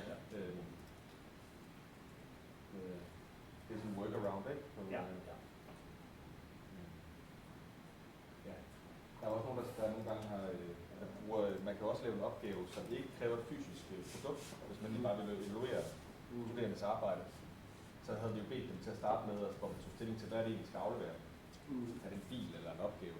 Hvis man har noget, man gør helt lavpraktisk, en eller anden laboratorieøvelse, hvor I har været rundt og observere, hvordan det er gået, så kan man lige lave en opgave herinde, som ikke har nogen afleveringselementer. Men I kan stadigvæk give en feedback til den studerende, så de får et eller andet struktureret sted at have få styr på deres feedback. Ja, nu var jeg lige at vise det her med, at man kunne sætte, hvis man skulle have sådan en gruppeaflevering, som grupper. Hvis man havde et, hvor man slet ikke skulle aflevere noget, så sætter man ikke kryds i noget her. Og så kan I som underviser stadigvæk have et fornuftigt sted, den her liste, at skrive noget feedback-kommentar til studerende. Men med kvikgrupper, der går vi ind, og så når man bare sætter det der enkelte kryds som underviser, sætter kvikgrupper, så går vi ind bagved og laver alle de der gruppedannelser og grupperinger og sådan noget, man skal lave i Moodle. Det går vi ind og gør bagved, så når I bare sætter det der kryds i, at det er en gruppeopgave, det her, så gem, så når de studerende skal ind og aflevere, så kan de gå ind og vælge på en liste, jeg har afleveret med den, så bliver de automatisk sat op i en gruppe. Men det er sådan noget, der ligger lidt udenfor det, der lige er tilgængeligt lige nu. Ja. Jamen, noget af det sidste, vi skal prøve at se på, det er lidt sådan en mere engagerende måde at sætte noget op på. Der er jo rigtig mange af også af jeres studerende, som sikkert bliver fanget i hele den her, altså med mobilspil og med gaming generelt, kunne jeg forestille mig. Altså alt det her spilteori, der ligger bagved, at man bliver belønnet for nogen, man svarer rigtigt, og bliver belønnet og kan gå videre og så videre. Det kan man sådan set også bygge op i Moodle og gøre mere fagligt. Den slags. Så jeg kan lige prøve at vise, hvordan det kunne se ud. Nu har jeg lige snydt lidt og hentet noget ind, der er lavet på forhånd her. Hvis jeg hopper ind i det, så kunne man sådan set have lavet sådan et spil her, inde i Moodle, hvor man hopper rundt på sådan et spillebræt her nærmest, og skal svare på noget, eller gennemføre nogle opgaver hele vejen igennem. Så hvis jeg nu starter heroppe ved den blå prik, Animals on Greenland, så står der noget, jeg skal tage stilling her. Det er sådan set bare noget tekst, jeg lige skal lære det her til at starte med. Man kan bruge forskellige elementer. Det har jeg set. Så får jeg en grøn stjerne, og så åbner næste del af kortet her. Så kan jeg hoppe ind. Så skal jeg svare, what's the primary diet of polar bears? Der er i hvert fald noget med noget sæler. Så får man en lille pædagogisk stjerne, og man kan hoppe videre til næste step. Så åbner den op. Og alt det her, det kan I sådan set bygge op selv. I kan gøre det på jeres egen baggrund, det vil sige, I kan gøre det på noget, der rent faktisk er noget fagligt. I kan gøre det på en eller anden en model, eller hvad det må være, så vi kan stille det op bagpå. Vi kan også bare gøre det på sådan et sjovt kort her. Men jeg skal prøve at vise jer, hvordan man kan gøre. Man kan se heroppe i toppen, hvor mange stjerner jeg har fået, og hvor mange der er tilgængelige. Man kan sådan set også lave ekstra, man kan have liv med i. Man kan sige, at du har 3 chancer eller 3 liv for at gennemføre det her kort her. Så kan jeg lige prøve at vise jer, hvordan man kan gøre.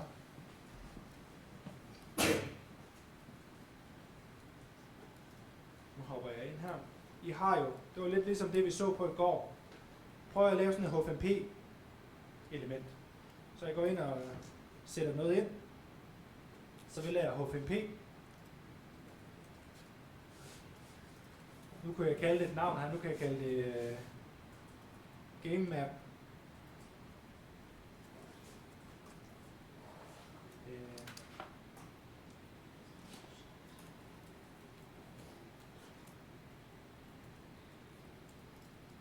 Kalder det noget, så hernede, så skal jeg enten, hvis jeg har lavet det på forhånd, så kan jeg hente det ind her, men jeg kan også gå ind og lave det ind i sådan en indholdsbank. Det var også det, vi så på i går. Man har sådan en indholdsbank med forskellige H5P-elementer inde i. Der var der en interaktiv video, vi lavede i går. Men jeg kan også gå ind og sige add heroppe igen. Og så kan jeg gå ned og finde det, der hedder Game Map. Som ligger der. Så begynder man at lave sådan et spilmap her. Det vil lige kalde det noget. Game Map. Så det første, man skal, det er, at man skal have sin spilleplade. Man skal ligesom have baggrundsbilledet. Og der kan det være, at I har et eller andet billede af en model, I gerne vil bruge. En teoretisk model, ikke en fotomodel eller noget, men en model i hvert fald, I kan have ind her, som man kan hoppe rundt på. Det jeg nogle gange har gjort her, det er, at jeg har fået en AI til at oprette et eller andet spilleplade. Det er jo nogle gange det nemmeste, man kan gøre. Så jeg har lavet noget på forhånd. Fået lavet noget. Så min spilleplade her, det ligger her. Det har jeg ligesom fået uploadet. Så går jeg over til step 2. Det er jo lidt samme model, vi fulgte i går. Først skal man uploade til en video, så går man ind step 2, og måske indsætte det her interaktivt på sin video. Det er lidt det samme, man følger her. Nu får man bare sit game map. Så har jeg så lavet noget, som en AI synes så færøsk ud. Jeg ved ikke om det. Nej. Ja. Og jeg har endda skrevet noget med noget grindeval og noget. Jeg ved ikke om det er noget. Det var ikke troværdigt. Jeg er også meget troværdigt. Det er meget troværdigt. Det er meget pænt. Det er ikke også. Der er ikke nogen, det er ikke nogen, der bor der. Eller noget. Nej. Godt. Nu har jeg i hvert fald min spilleplade her. Jeg har mit baggrundsbillede, og så kan jeg begynde at lave nogle forskellige stages heroppe. Det vil sige, først så kan jeg sige add exercise stage. Så laver jeg start, det kan være start. Så skal jeg vælge user can start here. Ja, det er ligesom startbrikken det her. Er der noget tidslimit på? Det er der måske ikke. Så kan jeg vælge noget indhold. Og det her indhold, der kan man altså vælge for alt muligt, som man kan lave i H5P. Så hvis man først bliver lidt bekendt med de ting, man kan lave i H5P, så kan man faktisk lave nogle ret engagerende ting, ret fede spil derinde som en start, eller for ligesom at udfordre det på en anden måde. Så nu kan jeg jo gå ind og lave et eller andet. Jeg kan bruge min interaktive video, jeg kan gøre nogle forskellige ting. Også bare lave en video, jeg skal se, for eksempel video.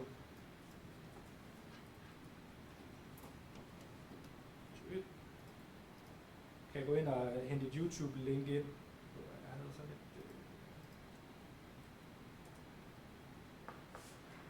YouTube.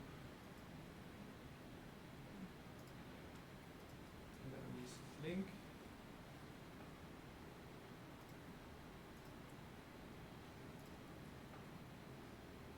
Godt, så har jeg det første, jeg skal, det er, at jeg skal se den her. Og der er nogle forskellige indstillinger, jeg kan lave her. Done. Så har jeg min knap her, den kan jeg så, det kan være, det giver mening at starte hernede. Ja, og jeg kan lave det visuelle, jeg kan lave forskellige hvis jeg ikke har været på den her brik endnu, hvad farve skal den så være? Hvis den er låst, hvad farve skal den så være? Hvis jeg har gennemført den, hvad farve skal den så være? Så jeg kan sådan set lave mit spil hernede. Og jeg kan lave, der kan være baggrundsmusik på, hvis man nu vil have et eller andet, der ligesom sætter stemning på noget. Så jeg kan sådan set lave noget ret fedt herinde. Så kan man gå ind og sige, nu skal jeg have en ny stage, eller jeg kan gå ind og lave en special stage. Og den her specielle, der kan jeg gå ind og sige stadigvæk på samme måde, jeg skal gennemføre et eller andet, men hvad sker der? Der kan jeg enten få et ekstra liv, eller jeg kan få noget ekstra tid, eller noget i forhold til, hvordan det er sat op. Eller jeg kan afslutte det ved, at det skal være afslutningen. Men nu sætter vi lige noget ekstra ind her. Så er det et spørgsmål. Stage 2. Der er måske time limit på hvad er det? 50 sekunder. Og hvad er det for noget indhold? Det var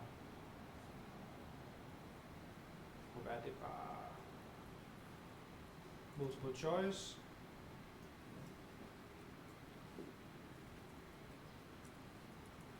Jeg kan bare kalde noget med Grindehval. Spørgsmål. Ligner valerne rigtig?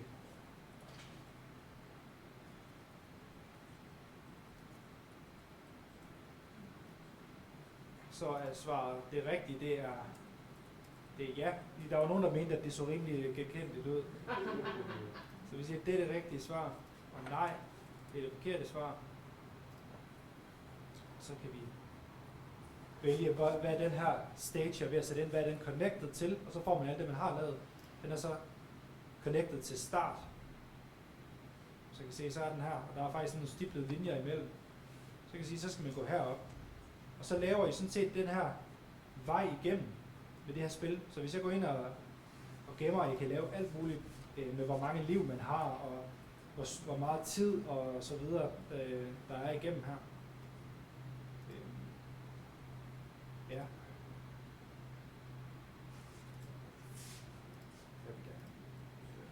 Så hvis jeg gemmer her, så kan I prøve at se, hvordan bare det her, vi lige har lavet, det ser ud.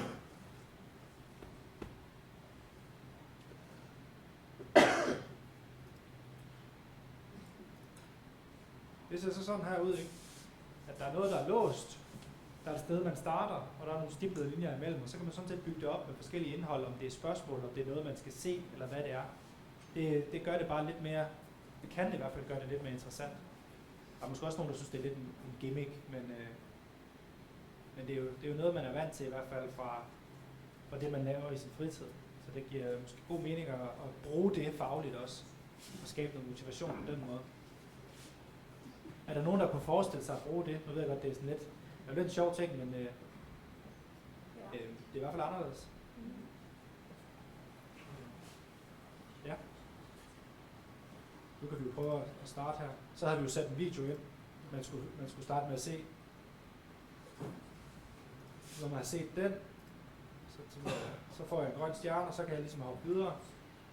Så kan jeg svare, det gør det. Så kommer vi videre. Nu har jeg jo ikke sat nogen afsluttende, nogen finish line på. Så fortæller den mig, at jeg har fået nok point til, at jeg kan afslutte det. Ja. Det er i hvert fald en sjov gimmick, som I kan bruge. Ja.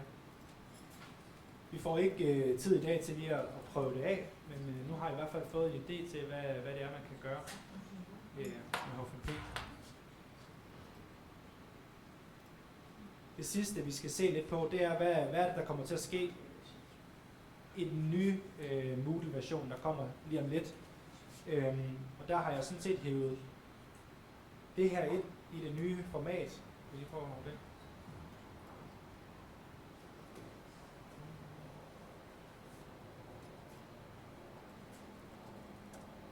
Så I kan se noget af det.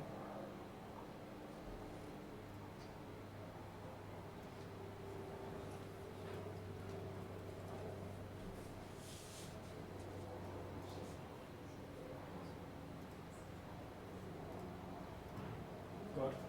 det vil jo i bund og grund ligne meget af det, I kender. Moodle får nye versioner hele tiden, så der vil hele tiden ske nogle små ændringer, som nogen vil lægge mærke til, nogen vil være mere sådan nogle behind the scenes, eller noget, der bliver udviklet i en eller anden retning på en eller anden aktivitet, I alligevel ikke bruger. Men noget vil I altså kunne komme til at se, og noget af det, I vil se, er, at man, når man har for eksempel sine afleveringsopgaver, se, der er lidt et andet udtryk på selve kortene her. Men I vil sådan set kunne gå ind og sætte, hvis I nu har aktivitetsgennemførsel slået til, så i stedet for at skulle helt ind i indstillingerne, så begynder I faktisk at kunne lave noget af det herude direkte på kortet. Man kan gå ind og se, hvad er det for nogle conditions, der er på. Man skal se den, man skal lave en aflevering, og så kan man bare klikke her, og så kan man gå ind og ændre det. Så noget af det Moodle arbejder med, det er at gøre det nemmere at ændre i som underviser. Man kan sige, at bund og grund så har Moodle egentlig, så siger man, det er formfuldt i de aktiviteter, som ligger i Moodle. Man begynder ikke at lave nogle nye kerneaktiviteter, sådan en ny form for opgave eller en ny quiz. Det findes der sådan nogle som os, partnere og universiteter rundt om i verden, der arbejder i den retning. Det Moodle gør mere og mere nu, det er, at de begynder at arbejde med den der brugeroplevelse, der er for underviseren, brugeroplevelsen for jeres studerende. Gør det mere lækkert, gør det nemmere at arbejde med som underviser. Så det er noget af det, der for eksempel sker. Og så kommer det til at se lidt anderledes ud. Der kommer også ikoner på jeres filer. Lige nu der er det bare en fil, men det kommer til at kunne ses, som det er en PowerPoint, som det her er, eller om det er en PDF. Og det har været noget, der har manglet lidt de seneste versioner. Det har bare lignet en fil, man har ikke kunne se, hvad det var, man åbnede, før man gjorde det. Men nu kommer der altså de her, jeg ved ikke, om I kan se, der står PPT her, men altså, så det bliver angivet, hvad det er for en type fil, man åbner, før man egentlig gør det. Og det er jo nogle af de der små tweaks, der hele tiden bliver lavet, så det bliver nemmere og mere overskueligt for jeres kursister. Så der er ikke noget sådan groundbreaking i det, der kommer til at ske, men der er hele tiden bliver der lavet de her små forbedringer og forfininger i Moodle. Noget af det, vi så har været inde og sørge for, der kommer til at ske, det er, at vi har været inde og lave der er forskellige teksteditorer i Moodle, der hvor I skriver jeres tekst, og I har der hvor I indsætter et billede og sådan nogle forskellige ting. Der findes der nogle forskellige teksteditorer. Det I typisk vil bruge, det er noget, der hedder Atto. Men Moodle er ligesom gået over til at bruge en anden teksteditor, som hedder TinyMCE. Og der har vi været inde og lave et abonnement hos dem for alle vores kunder, der er blandt jer, som får adgang til nogle premium-funktioner inde i jeres teksteditor. Det vil sige, I vil få en ny teksteditor, hvor I kan nogle flere ting. Og der er primært et par funktioner, der har gjort, at vi tænkte, det er værd at ligesom at hive med ind i pakken. Og det kan jeg lige prøve at vise, hvad det er. Jeg tænker, der er garanteret nogle af jer, der sidder med et Word-dokument på et eller andet tidspunkt, og så skulle kopiere noget ind i Moodle. Og så er det ikke blevet helt, som jeg drømte om, når jeg kopierede det ind. Det tænker jeg er sådan ret almindelige scenarier. Og det er det, den her nye editor, den er langt bedre til at kopiere fra Word. Og det er simpelthen bare en killer feature, hvor man siger, at det er noget, I gør hele tiden. Kan man have farver med? Hvad for noget? Kan man have farver på bogstaver? Ja. Hvis du for eksempel, vi laver en undervisningsplan i Word, og så har vi initialer undervisning, der er blå og rød, så når man så kopierer det, så bliver alle store. Ja, det mener man... Nu må se. Du har prøvet, Jesper, over fra... Ja, jeg har noget Word her. Der er i hvert fald noget, ja, det er et eller andet element. Nu kan vi lige prøve at...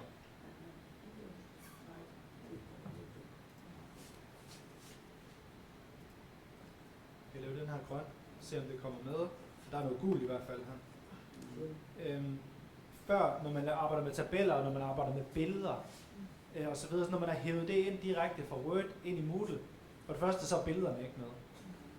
Det er jo virkelig ærgerligt. Så skal man til at sætte billederne ind efterfølgende, placere dem de rigtige steder og uploade dem osv. For det andet, så har den ikke altid kunne finde ud af de her tabeller og overskrifter. Hvad er en overskrift og så videre. Men det kan den her Tiny MCE, altså de har sådan en funktion, hvad de kalder det, power paste. Det er lidt sådan markedsføringsord, men power paste kalder de det altså. Men det er bare fedt, ikke? Altså, power paste. det lyder rigtig fedt. Så hvis jeg nu for eksempel prøver at kopiere det her, Ctrl C og prøver at hoppe ind, sætter det ind, så står der, om man vil beholde formateringen, og der skal man så vælge. Det kommer lidt an på, om man gerne vil farverne med, ikke? Ja. Men nogle gange er det vældig godt at fjerne formatering, så man bare får overskrifter bevaret. Så det kommer til at sådan matche Moodles look and feel, ikke? Fordi ellers så, hvis man, det kan være sådan noget med, hvis man har brugt Times New Roman over i Word, så kommer det til at se underligt ud inde i sammen Moodle ting. Men hvis du bare lige prøver at sige behold formateringen der, så man ligesom kan se det. Bum. Og I kan få det i stor skærm, så I kan arbejde lidt med det. Ellers også. Og man kan, burde man egentlig kunne trække lidt i det. Og I kan se billederne. Nu er der er lige et eller andet. Bruger så et enkelt billede, den er ikke perfekt, men et langt bedre resultat end det, vi havde tidligere med. Ja, billederne, og den ligger sådan set billederne på det rigtige sted inde i Moodle.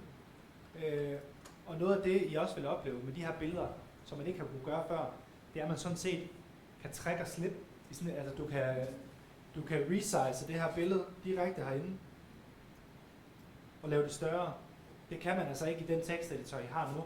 Så det er også bare 1000 gange nemmere. Det er jo noget, man forventer i virkeligheden, at man kan, når man arbejder i et digitalt system.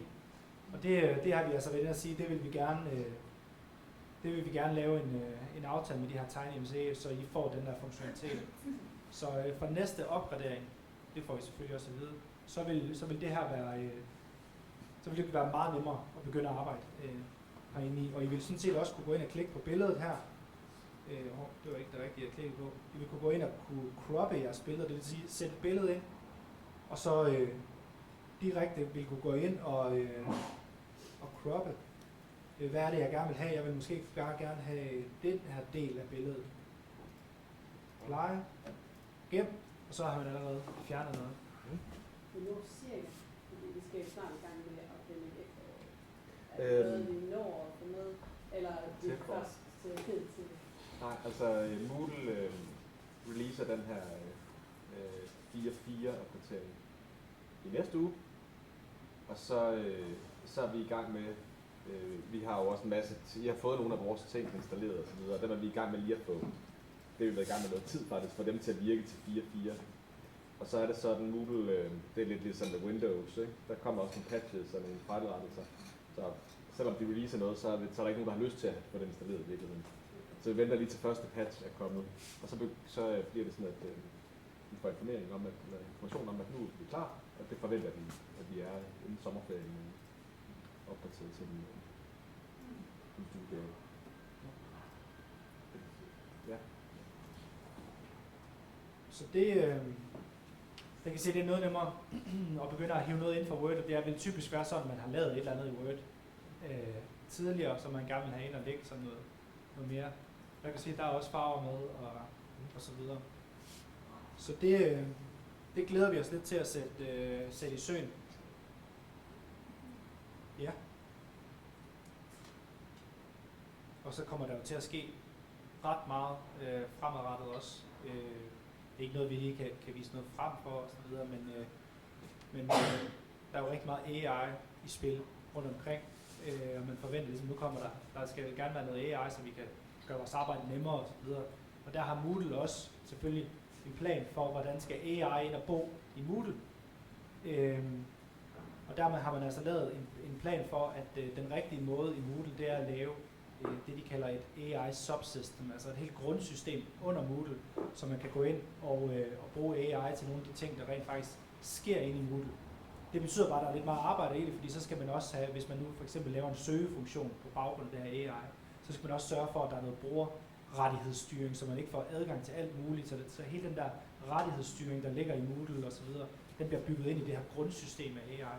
Så sådan nogle partnere som os kan gå ind og tabe ind i den her AI, og rent faktisk bygge noget funktionalitet, der giver mening for jer.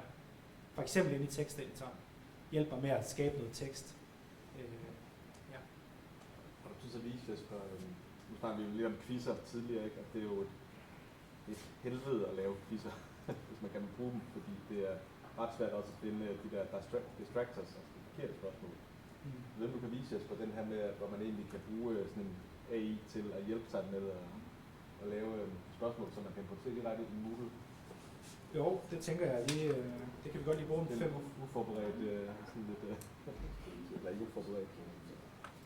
Kan vi lige bruge. Jeg snakkede lidt om det.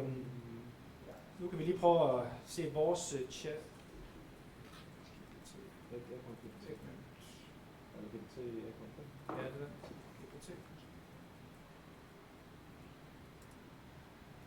Ja, hvis man nu har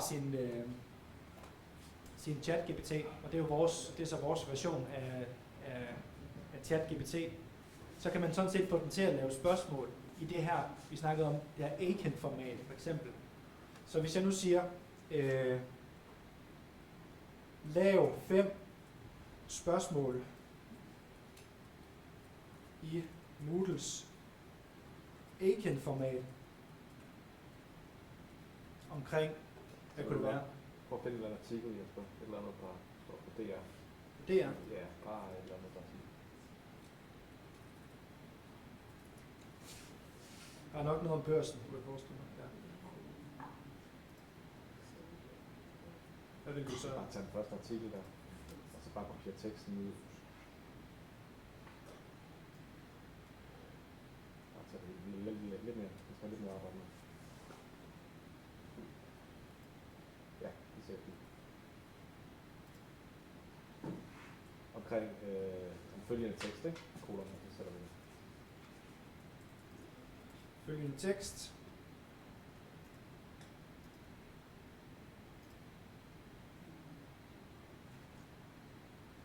Yes. Her finder man følgende tekst. Så vil vi prøve at se, hvad den så giver os. Er det ikke? Skulle det være. Ja. Så begynder den at lave det i præcis det her format, som vi faktisk skal slæbe ud og hive ind i Moodle. Og den finder også, og man kan jo godt give den en anden prompt til at starte med, så sige, sørg for, at de forkerte svar er et eller andet er tæt knyttet til hinanden, eller et eller andet, som man ligesom får den til at, det kan man jo arbejde videre med. Hvad så Kenneth Dyring og hans kollegaer gå op i flammer? Ja. Det var sådan lidt en vild quiz, vi får lavet her. Nu prøver jeg lige at stoppe den her. Hvordan får man så importeret i? Det er nemlig det. Jesper, så lige vise... Så nu kopierer jeg bare lige de første 4 her.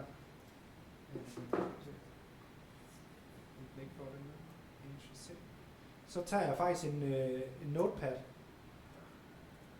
sætter det ind, og så gemmer jeg den som gemmer jeg den bare her, nu kalder vi den børsenquiz, som UTF-8, så man kan vælge hernede, det er det, den standard kommer til at gøre. Gemmer, og så inde i min quiz, inde i min spørgsmålsbank herinde, som vi har været inde i, der kan jeg ind og sige import, så vælger jeg ikke en format, og så vælger jeg så den her børsen quiz, så skulle den meget gerne kunne importere 4 spørgsmål, continue,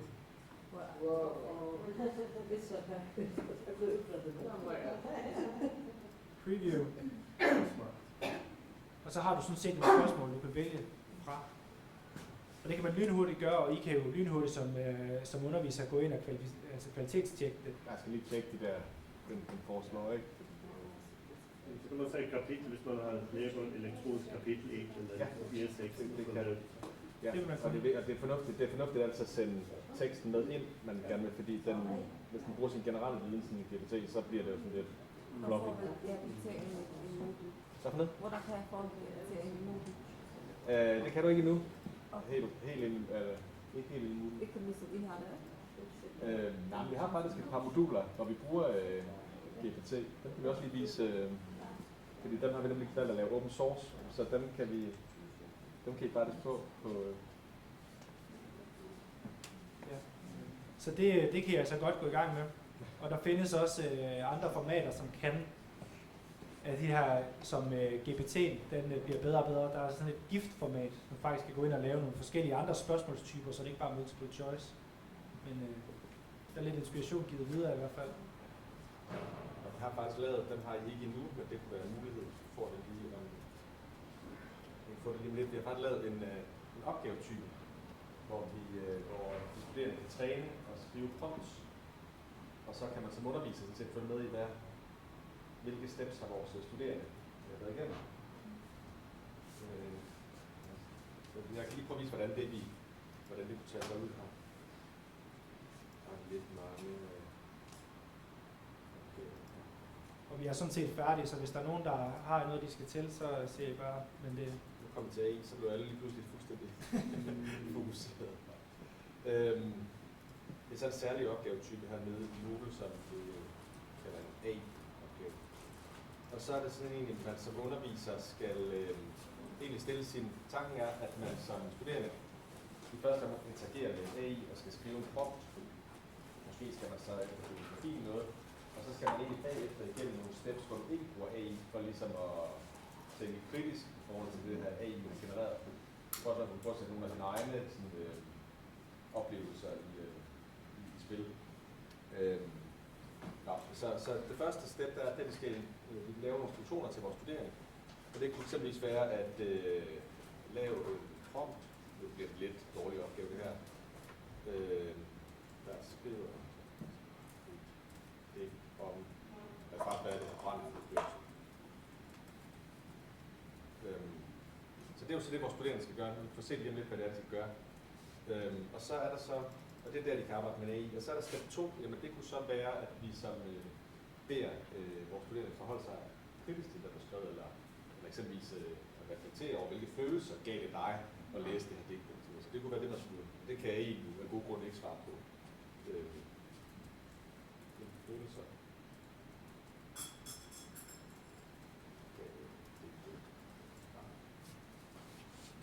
Jeg kunne også tilføje et step mere.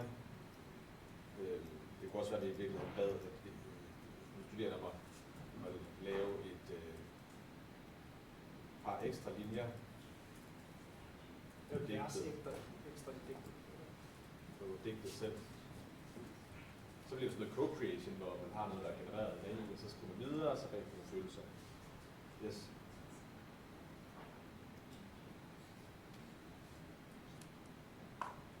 Så det, den studerende så vil møde her, er en svaropgave, ligesom vi har adskilt. Og så er der en instruktionssæt, hvor man skal skrive et prompt, der beskriver det. Det er jo digtet brandforstyrrelse.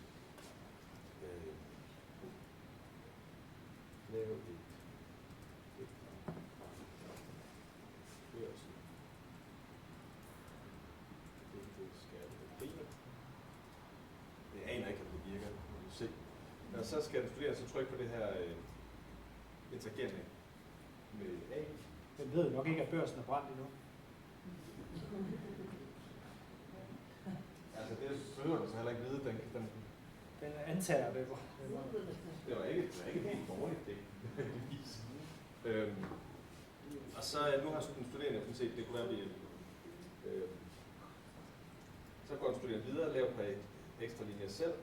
Jamen, jeg skriver videre hernede, et eller andet. Det bliver jo så her, jeg skulle måske til at tænke lidt, ikke? Og sådan der udtid. Og så næste trin her, jamen, hvilke følelser, og så måske skulle jeg lige have instrueret dem, jeg skriver det til sidst. Vi arbejder ligesom videre i samme spil her. Jeg blev trist. Bum. Og det er selvfølgelig en rigtig god opgave for en studerende, at sidde og arbejde igennem, men det interessante er sådan set også, at vi som undervisere nu kan faktisk se, hvilke skridt var vores studerende igennem.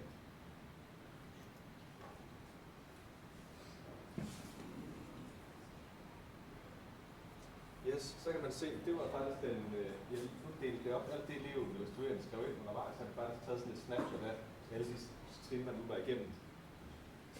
Så her kan vi se, at det var mit prompt. Den studerende går så bare videre, så alt det, der var med grønt nu, det var AI-genereret. Så kan man se videre, at den studerende kommer ud til step 2, og han har så tilføjet selv noget tekst hernede. Jeg kunne også bede ham om at redigere i det, der stod, så kunne vi se, at den studerende udskiftet og tilføjet. Og så kan jeg jo bruge alle de der eksisterende redskaber. Vi har en mulighed til at give noget feedback, og det kunne jo være, at det her var lidt... Det her er fint. Yes.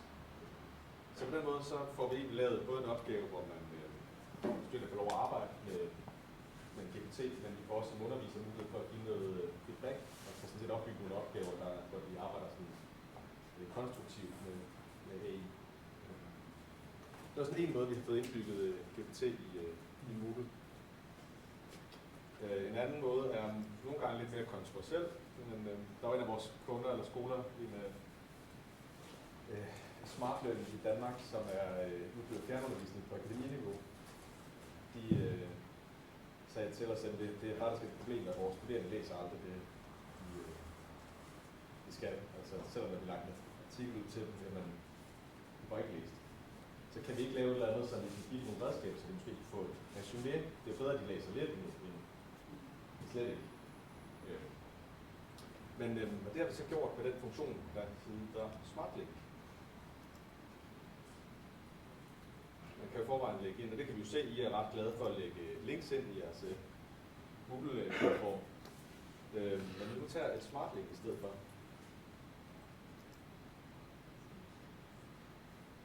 Og så gentager vi den samme artikel her.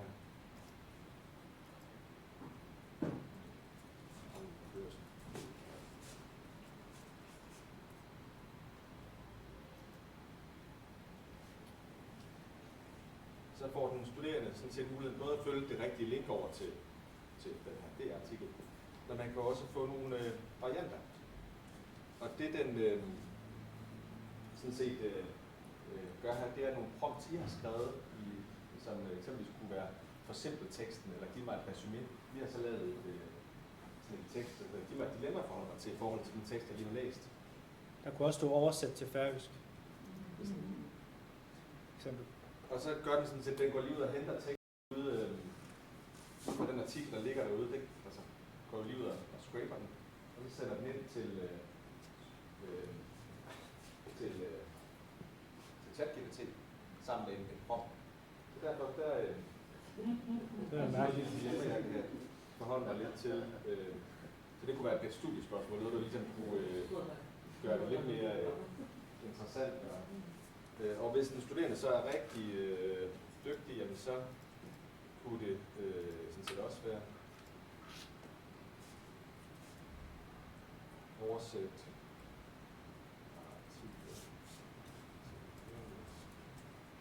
Prøv færøsk, om den kan det. Det er noget, man ikke er så god færøsk. Du kan prøve. Vi kan prøve.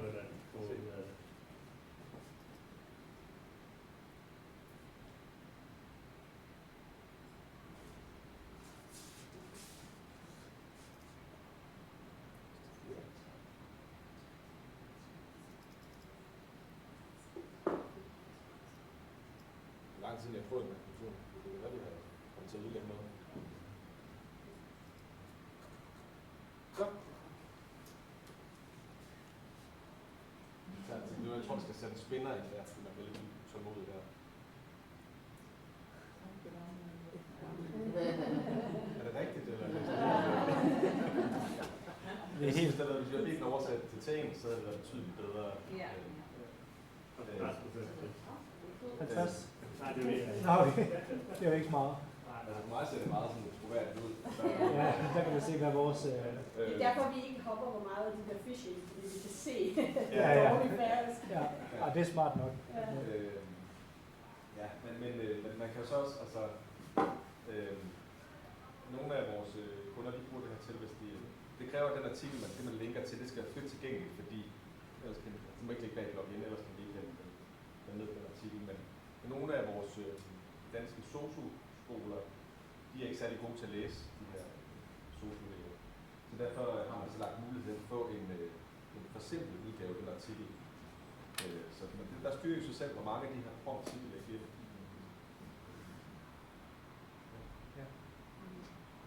Ja. Så det var lidt om, hvordan AI allerede er lidt inde i Moodle. Ikke i jeres institution nu, men det kan det komme fra morgen. Ja. Jamen, tak for nu. Det var fedt, at der var så mange, der gad at komme i dag også. Jeg håber, I har fået noget ud af det. Jeg har i hvert fald fået inspiration til, hvordan man kan arbejde videre med Moodle og prøve at komme i dybden med nogle af tingene. Og så er det jo i virkeligheden bare at prøve sig frem i en proces og få det gjort mere levende på en eller anden måde. Så tak. Lige kommentaren indleveringer, som jeg har lavet. Indlevering, der kan man sætte hvilken filtype, der kan indleveres. Ja. Nogle gange til at det PDF-filer, man så afleder i Word, der kan man så vælge på billeder, så får man strikket. En boks der, for eksempel, hvor man bruger artiklen eller opgaven må være højst 500 ord, så er nogen, der skriver mere, og så er der en boks derinde, som kan begrænse den 500 ord. Så er det et problem, altså hvis det skriver for mig, så er det sgu godt. Ja, men der kunne kun have PDF, men det gider ikke... For eksempel, hvor fra Word i forskellige udgaver, så sådan kan stille til noget. Eller man kan Word, PDF og Excel eller noget. Det er som man nu ønsker. Det er meget fint også. Så kommer der jo masser af Well, maybe we should just start with how much do you know about Moodle? Like in general, do you use Moodle for your courses? Yes. Yeah.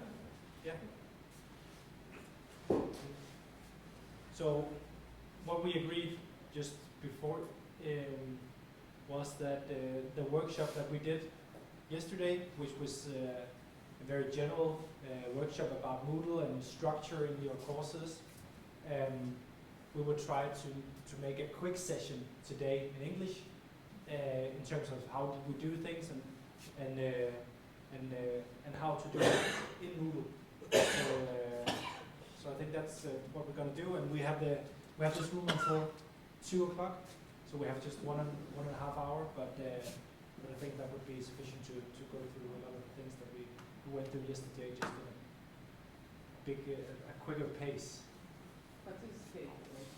It's also tape. I think you're taping right now. Yes. You're recording. Yeah. So you'll be able to go back, and also a lot of your colleagues would be able to show you what are some of the things that we went through as well. So yeah.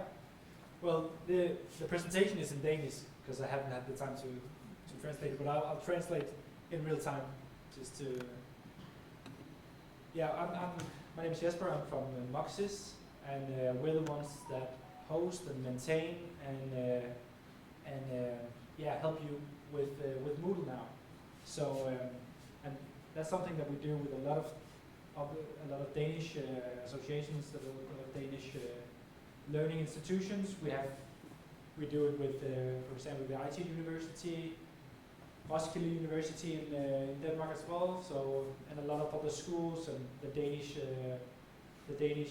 football union. And so, like common for all of these is that it's learning that's the main point, and it's Moodle. So what we did was, and what we are going to do today, is we're going to look at, and I don't suppose that you read Danish as well. So what we're going to do is we're going to look at how is the Moodle platform used today? What does the statistics say? That's what it says. And we want to go through how you could take your Moodle course to the next level through visual structure and recognizability for your students. So one of the things that would take up a lot of effort for students is when they go from one course to another course, and it's the recognizability, it's the visual structure. They don't have to use a lot of effort in terms of knowing what is required from me in here. So if it's different, if every course if the structure is different in every course, then that will take some effort to decipher what am I meant to do. So we're going to talk about a bit about visual structure, how to create more engaging materials in Moodle, how to create a better overview with a new course format that you can actually change. You have each of you, I bet you have your own Moodle courses.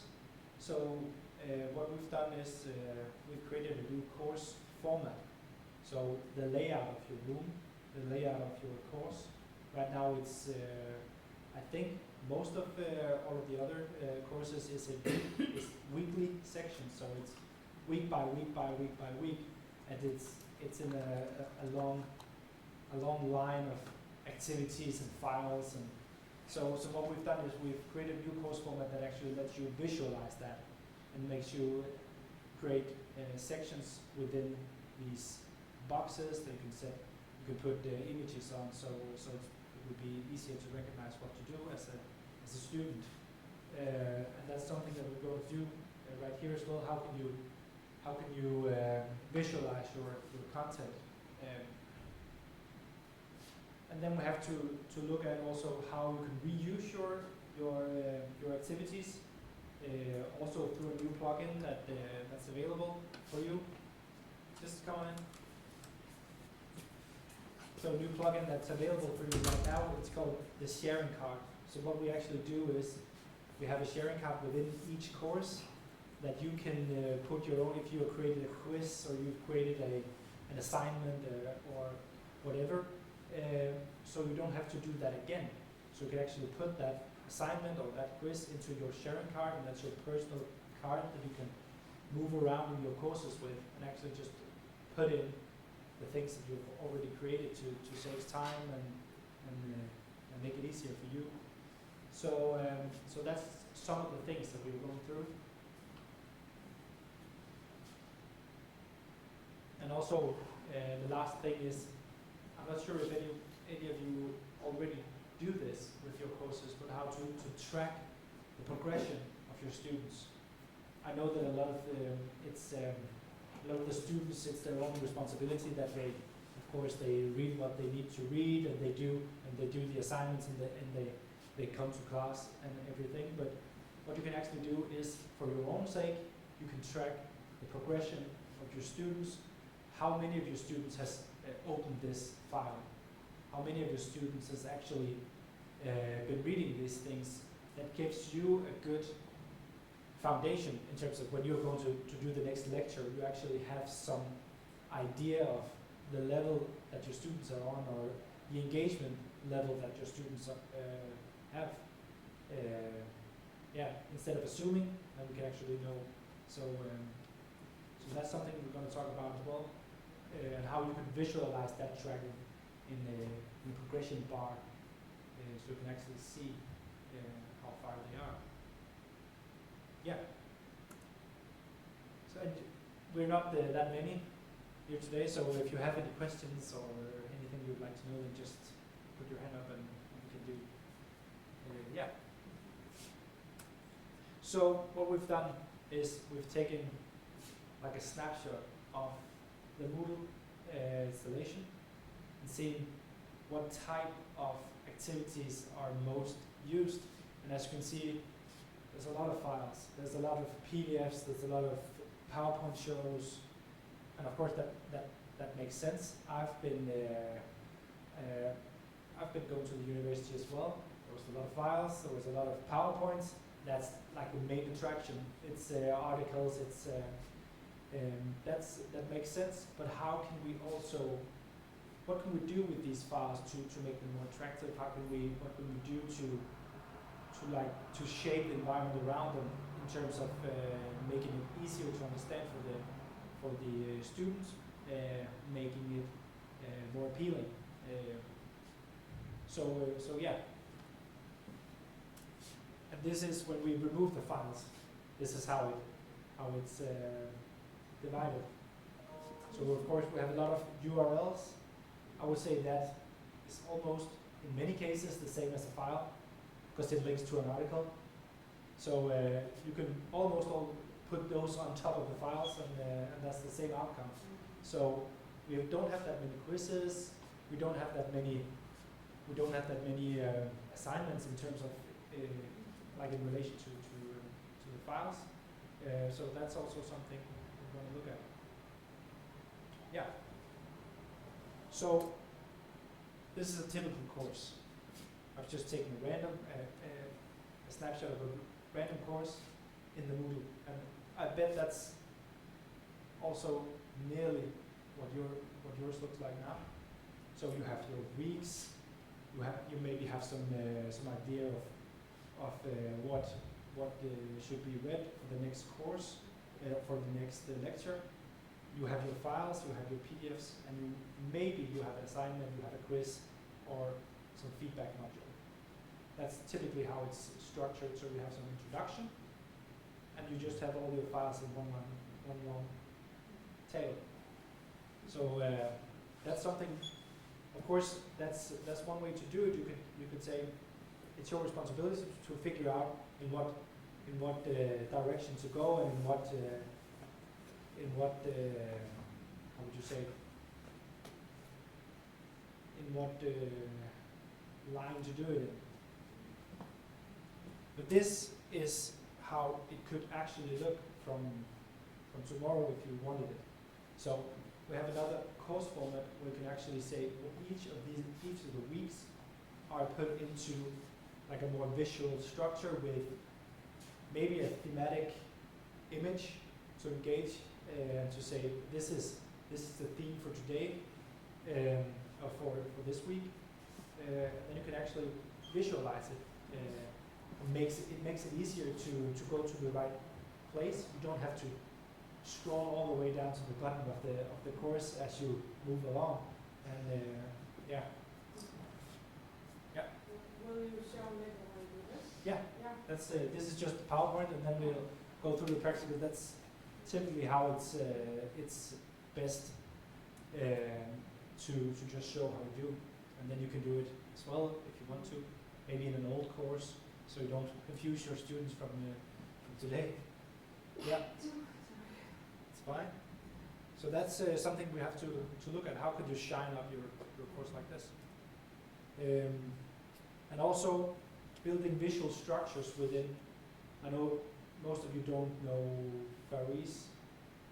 No, I don't as well. But I've tried to put in like a visual skiller in terms of how should I go? What's expected of me as a student? How should I go through these files? How should I go through these materials? So what I've done here is I've just put in skiller. It says read. So what should I read? What should I do? What should I see? How should I do it? And you can visualize that with skillers inside your course, and I will show you how to do that. You can use this word, you say what? Skillers, like a skiller or a how would you say, something to Like a template? yeah, not a template, but like a something that Feature or something, yeah, it's just a bar that creates some kind of distinction between what's above and what's below that one. So it yeah. This looks fabulous. Sorry. This looks really good. Yeah, sure. Thanks. That's a good start. So that's, I think that would be the main thing that we will go through today. Try to go through how could you actually accomplish this. Yeah. So now I'm going to be a bit practical. How could we do this? So I'll just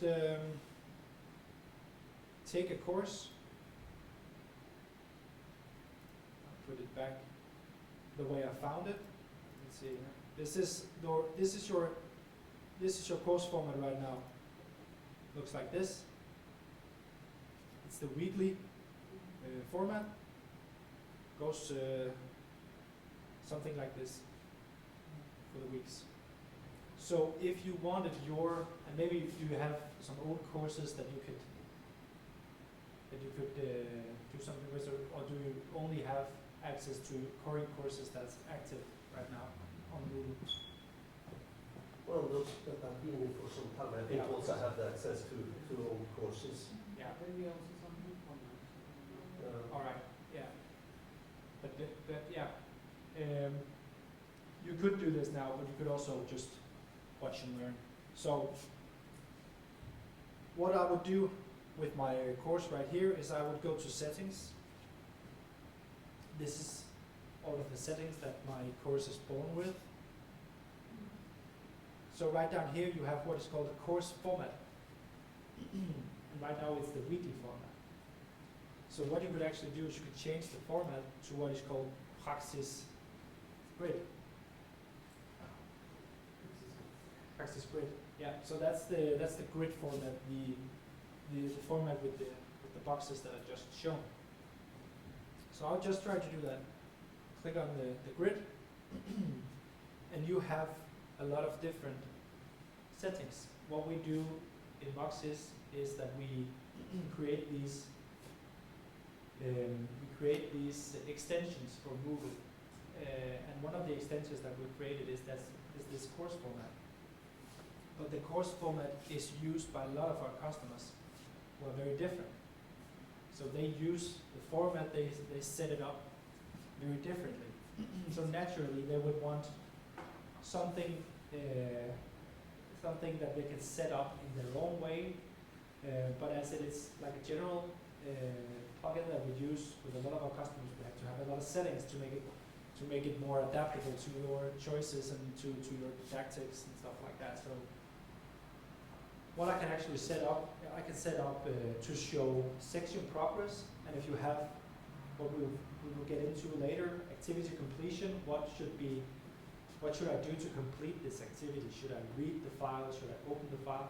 I can actually set section progress on, so you would be able to see progress on each of the sections as a student, to see how far along am I in this specific section. But this is just some of the settings that you could actually do. So I will just say save and display, and now I have a course that's presented with these boxes. So this gives you a good foundation in order to create with these visuals, to create some kind of structure, visual structure for your students. So you could do, as I did, create images which are more thematic. This is the topic that we're going to go through. It was a history course, so there was a lot of historic moments and images of that. But you could also do it more with, for example, have an image with 1, 2, 3. So you could set up images that you've created and just put them in. Or you could set up an arrow. It goes this way, this way, this way, and so it's you're able to put out like a visual structure for your students, so it's easier to decipher what should I do at any point. What you're used to with the weekly format is that at any time the week that we're in, like based on the calendar, is highlighted. But that's not the case with this format. In this format you have to manually highlight the things you need your students to go through, or the section that you're in. So that also means it's more of course more manual, but it's also more, if you are falling behind schedule or you are moving to something, let's say we're in week 9 here, but actually you've begun teaching what you needed to teach in week 10. So you're moving ahead because you're faster. Then you can actually highlight this instead. So what you do is, I can see it's week 12 that's highlighted right here.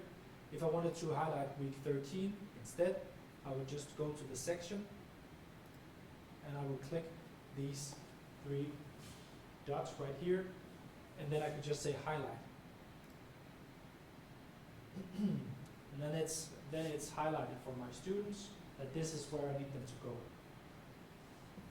So if I go to the front page, and this is loaded once more, you see I've highlighted another week. So now you don't have to be stuck at 1 week highlighted like that. Yeah. Any questions so far? Maybe. If we look really now. Yeah. If I just take a current course and change it, and then I can't find anything, can I just change it back? I would say you should do it with an old course first, because sometimes it's. I had one of your colleagues yesterday who did that, and then it turned something around, and of course I haven't seen the course before, so I couldn't locate what had happened. So I would say do it on an old course first, and then a new course. But you can turn it back again, so it's not that it's stuck in that position. So if you want to change your imagery right here, does anybody have a clue in terms of how to do that? Just the pencil. The pencil, you could actually do, you could change the section name by doing that, but on this one you can change the image. We're just attached to see if we should do something else that makes it more intuitive. But yeah. So I could just click this one, and then it makes me able to upload an image. So I could upload anything right here and save. So whatever imagery you have on your computer, you can actually just upload them, and it would become the image right here. I don't have that view. You don't have. You have to be in edit mode. Okay. So that's a prerequisite for. Yes. Okay. Okay. Do you have it now? Great. So that's the first thing that you can do. Put it into grid format and create imagery to make it more engaging. So, one of the other things that I did with the skillers, that I call it, was, I would just do another section right here, just go to week 15 maybe.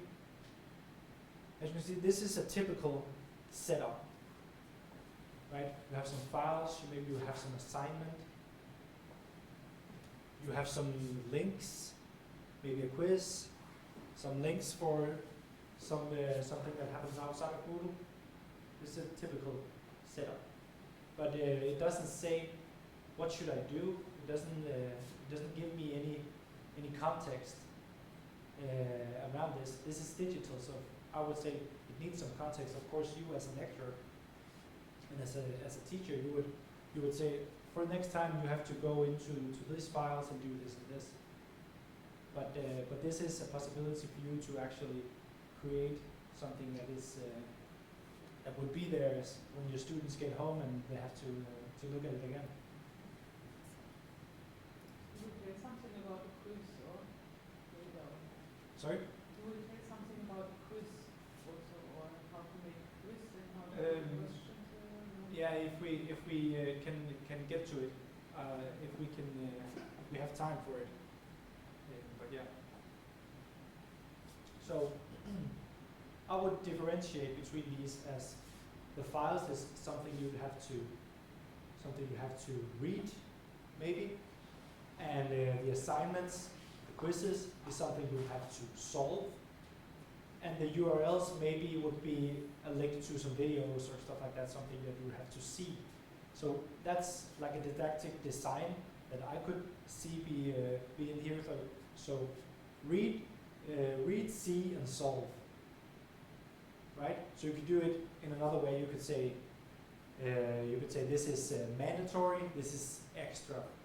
So to make the differentiation between how to attack it as a student. One short question. Yeah. Is it possible to have to show what kind of file it is? whether it is a Word file or a PowerPoint or an Excel or whatever. From the that's something that I actually told in the last. Moodle is always upgraded and updated. So the next update you have like in the not in the spring, but in the fall, late fall, you would have another upgrade, and then it would be possible. Then it would say PDF, PPT, Word, but the current version doesn't have that feature. But it will in not so far distant future. Yeah. So I would just rearrange these to say these are the read, these are the solve, and these are the see. So I'll just say I'll drag these to the bottom for now, just to make some distinction between them in terms of. There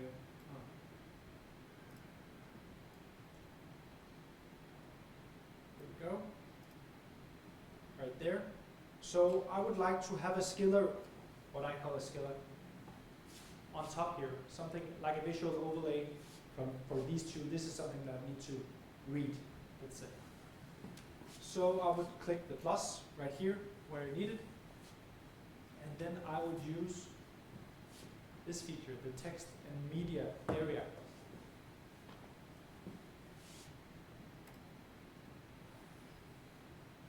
The text and media area, and then you would actually have a text editor. And what I did, and it's very like easy. If I said it, I've created these it said this. So I've created these just as images. So so if you have an image that you could use as a skiller, you could do that, or you could just you could also just do like this, say read, and maybe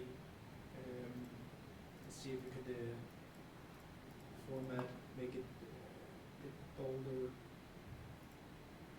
Like this, you could also just create some text that's a skiller. But what I did, I made it more visual, and I created some imagery beforehand that I could use. So either you could do this, and if I just save, I would have something that would say read, and then I could insert on another. Could I just change the color from this one? Like The color, yellow or something? I mean, like the background of this banner. yeah, right here. Yeah. Yeah. Then you would actually have to make that an image as well. That's how it's built. So I've created these images beforehand. So what I do, I'll just click the image you have, and then browse and choose the file. And then I've created something beforehand. Right here. That I can upload and save. And then I would have something similar to what you saw before. It looks something like this. So how did you make this one? I made this one. There's a lot of like image creation tools around the internet. So I just picked one that I'm familiar with. It's called Canva, canva.com, and it's free. You could just go. Does anybody know what Canva is? You know. Yeah. But it is simply just an image, nothing more. It's simply just an image, yeah, just to create some visual. Yeah. Yeah. So you could easily create it in PowerPoint, and then you clip that as an image and save it as an image. Exactly. It's just PowerPoint is actually very good. yeah. PowerPoint is also that's something Yeah. you all have on your computers. Yeah. And if you don't know, maybe you could team up some of just to have those files here between you, or if some of you know how to do it and some of you don't. So.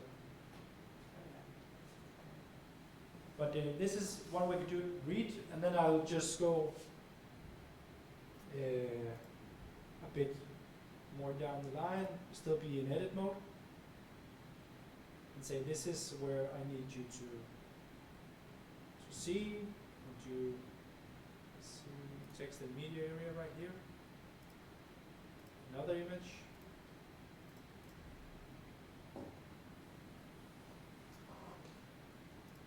Hik. I've been told hik is see or watch.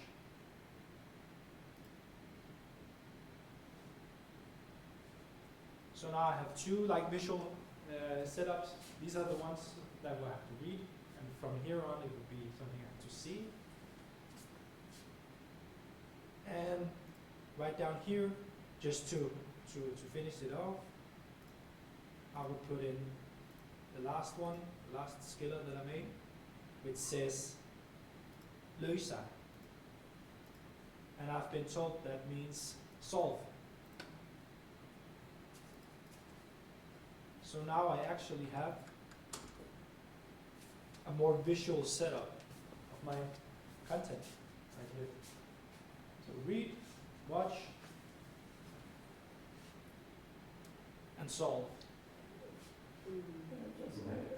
Up to now what I'm missing is, okay, I have to confess that my lectures are based then on PowerPoint, and you have then a PowerPoint presentation of a certain section of the lecture, so I have to get this in here and then just not the suit opening, but then I have to, during the lecture, open this PowerPoint and then talk about this, so Yeah. exactly not this anymore.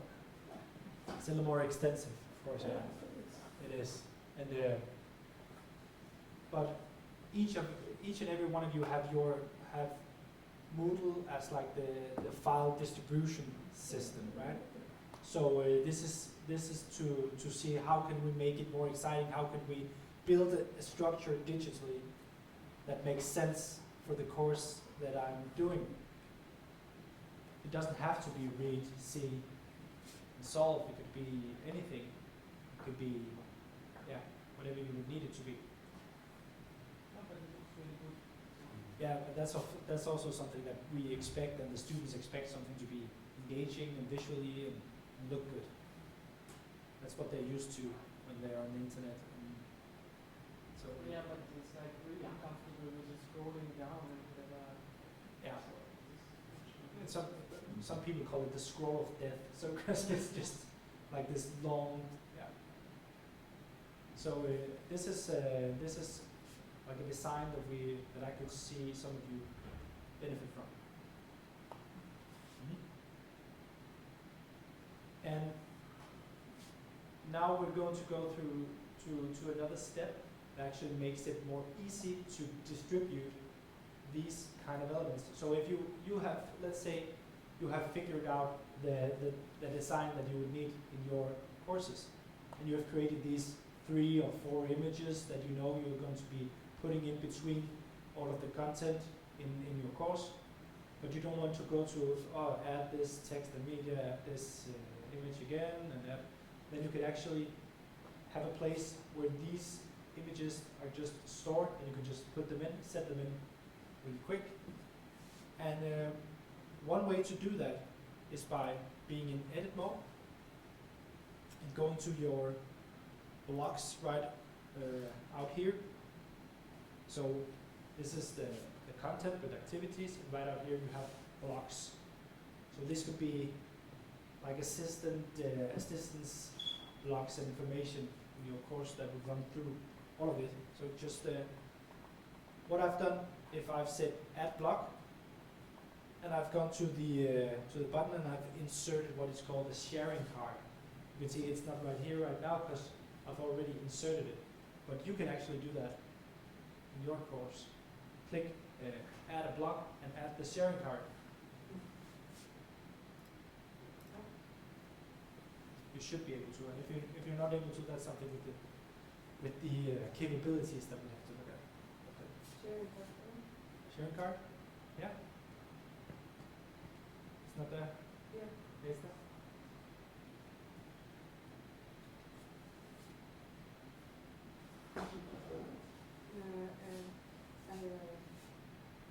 I open this first. Okay,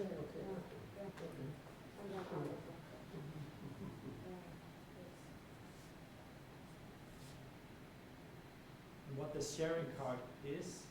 The sharing card is a personal folder for you actually to have activities in. So this is what I see. That's not what you would be seeing. These are my activities that I put into mine. This is a personal sharing card.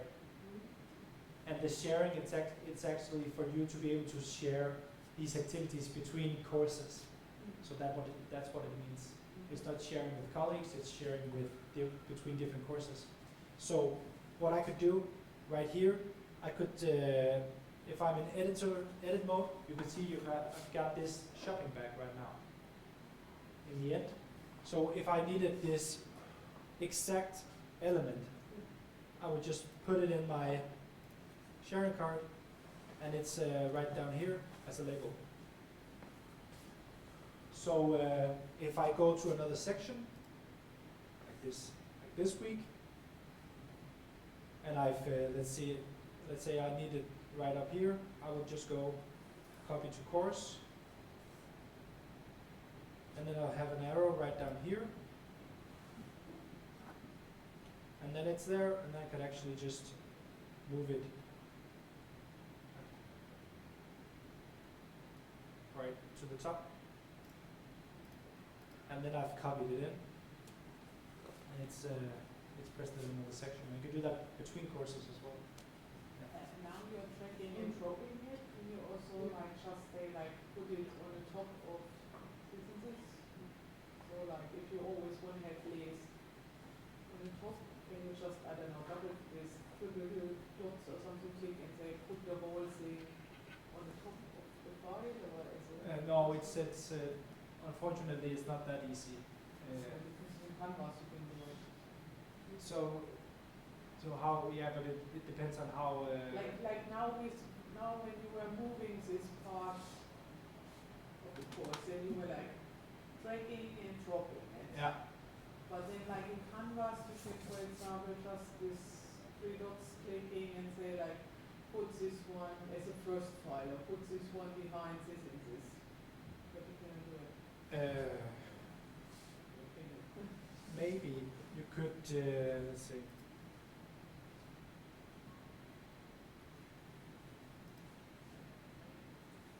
Like this, let's see, move, and then you would be able to move it between all the weeks. But can you then also say between the weeks, but also like before Palmer checked the 12 or something? I'm not sure I can do that.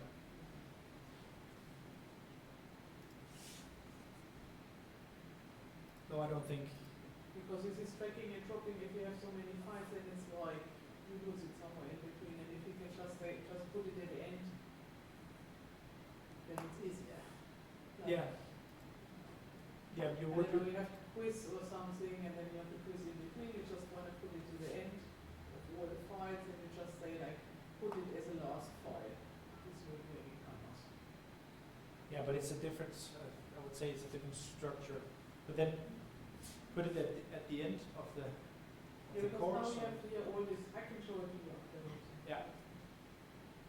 But yeah.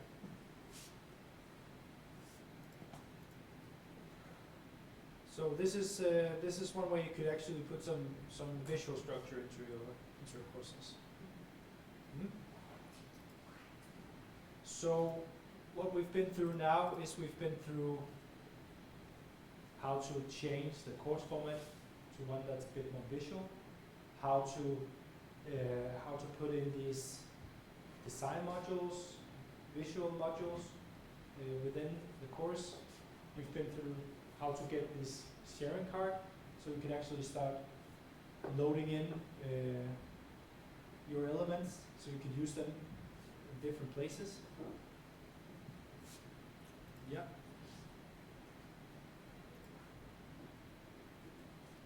Does any of you use what is called activity completion? No, but it sounds interesting. Yeah. It sounds really interesting. So the general thought might be that you would not have to overlook each of your students to see what they've been through. But it could also, and that I totally agree, that comes a lot of responsibility as a student to maintain your own things and make sure you do what you're supposed to without having a teacher telling you every time. That's of course something I agree with, but you would be able to, as a teacher, to create a good foundation for yourself in terms of this. So each and every activity in Moodle, file, quiz, forum, a assignment, everything can be set up to be tracked in terms of what are the terms, what are the conditions for your students to complete this specific activity. So if I would just go to an activity, let's say in week 12, or where did we put, let's see.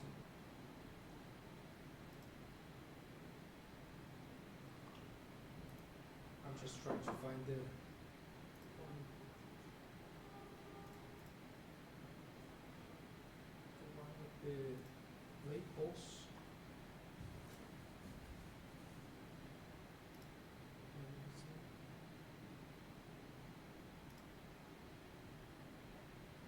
There we go. So, in your course, to be able to use activity completion, you would have to go to settings in the top, actually, because most of your courses are not set up with the ability to use completion tracking. So you have to go to the settings right in the top.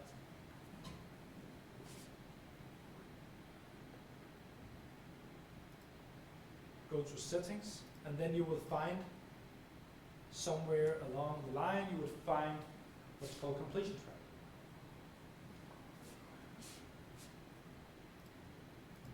And as you can see right here, in my course, completion tracking is not enabled.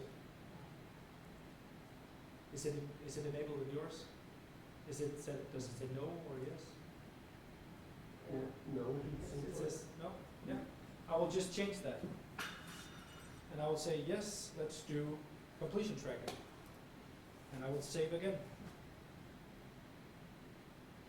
Now, if I go to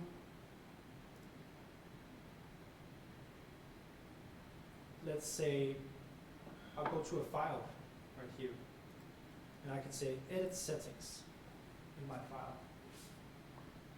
This is a PowerPoint file, it's right there. I can now say activity completion tracking. Right now it says do not indicate activity completion. So it's just a file, it doesn't indicate anything I need to do. Actually, it's just a file in the system.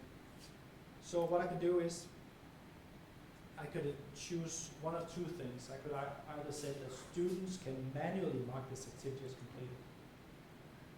That's one way of doing it. Say, all right, it's up to you. You can click there. I've done this. And then you can actually do a Moodle course as a personal checklist for your students. Then they can just, I've done this. But you could also set it up so it does it automatically. When the student clicks this PowerPoint show, then it completes the activity, because now we know that it actually opened it. We don't know how long time they've spent reading it. That's not something we can track, because it's outside of the system. It's a file, it's a PowerPoint show, they opened it. But we can actually see whether or not they did something to interact with. So if I say show activity as complete when conditions are met, we get the conditions. And one of the conditions is that student must view this activity to complete it. And I will just check that. Yes. And save and return to course. So now I have activity completion, and you can see that right here, there's a to-do now. The to-do is to view this for the student. If I do the same with and that is the same as they download it, I suppose, in this case. Sorry? For this file, it is the same as to download it. Yeah, you download it. You click it, you download it. Yeah. But then it will be marked as viewed by that student. You did that. Yeah. So that's one of the things you can do with a file. So it's a bit limited because it's a file. It does one thing. You can download it. You can view it. But when it comes to some of the other, for example, the assignment, if I go to the settings of the assignment, I could go to the activity completion and do the same. Say we have the conditions, but now we have some different conditions. The conditions is I'll have to view it, but I also have to have a grade to complete it, or maybe even have a passing grade. So I could say a student must view this, student must make a submission. Maybe that's the requirement, they actually have to upload something. And then it's completed. Maybe you don't do anything with grades. Maybe you just need to make sure that everybody has actually uploaded something. Whereas in this here I can see which student has done Yeah. which assignment here, so that's... I'll come to that. Okay. You will have a list, so I can just say, student must view this, student must make a submission. And save and return. So now I've started to do some completion tracking. I've set up completion tracking on a couple of elements. So what I could actually do, I could do a couple of things. I could insert a block. The same way that you inserted the sharing card, I could insert a block. And this block is called completion progress. Right there. So what this does, if you put that into your course, is it gives you an overview of all of the activities that has something that has a completion, something you need to do with it, completion tracking set up. So now you can see there are two blue fields right here. If you had set completion tracking up in every one of your files and everyone, you would have a long list of and then you would actually have like a loading bar or something similar to a loading bar. As you go along and you complete more and more, it would be more and more green. And it's very banal, but you could actually, but it gives some motivation as well for your students because they're used to doing that. They're used to being in an app where it says, well done, it's gamification in a way. And what it also does is, if you click here as a teacher, now I don't have any students, I only have myself right in here, but you would have the list of your students all the way down, and each of their own completion bars. So you would be able to see exactly which of your students has completed this specific task. And where I see these results, so when the students, if I have completed, so that I have to check whether they have completed it the right way. So I need to, so I need what the students have delivered here. So that's Yeah. If it's an assignment, you would need to see the assignment, but you would need to do that anyways if you're using assignments. But this is just to give you a faster visual overview of the progress of your students. If you are supposed to be, let's say we have 20 boxes right here, and what it is, it's completed in a logic way in terms of the progress of the course. So the first file in week 1 would be the first one, and then it goes all the way down.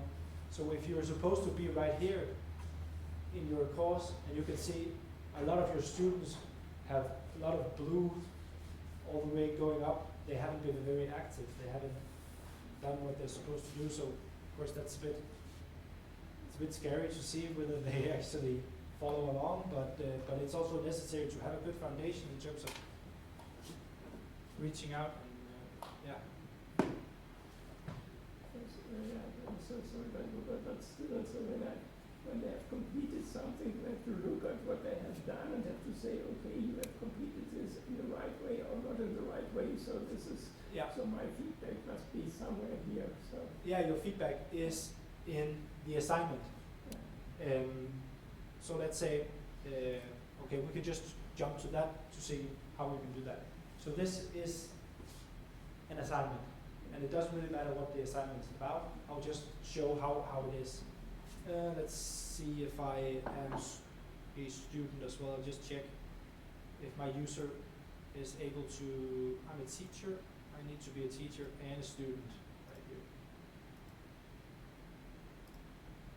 So let's say we have this assignment, and you have a student who goes and adds a submission. I've created something, it's a file. You have asked your students to provide you with a PowerPoint show, or provide you with something, a text, a Word document, or whatever it might be. And they go to Moodle and they upload it. Let's go. This is just a text file. And I save the changes. And I've submitted this for grading. Then you would, as a teacher, you would be able to see how many participants do I have, how many have submitted this, and how many needs grading from me, how many needs feedback. So this is, and then I just go and say, okay, I want to grade these.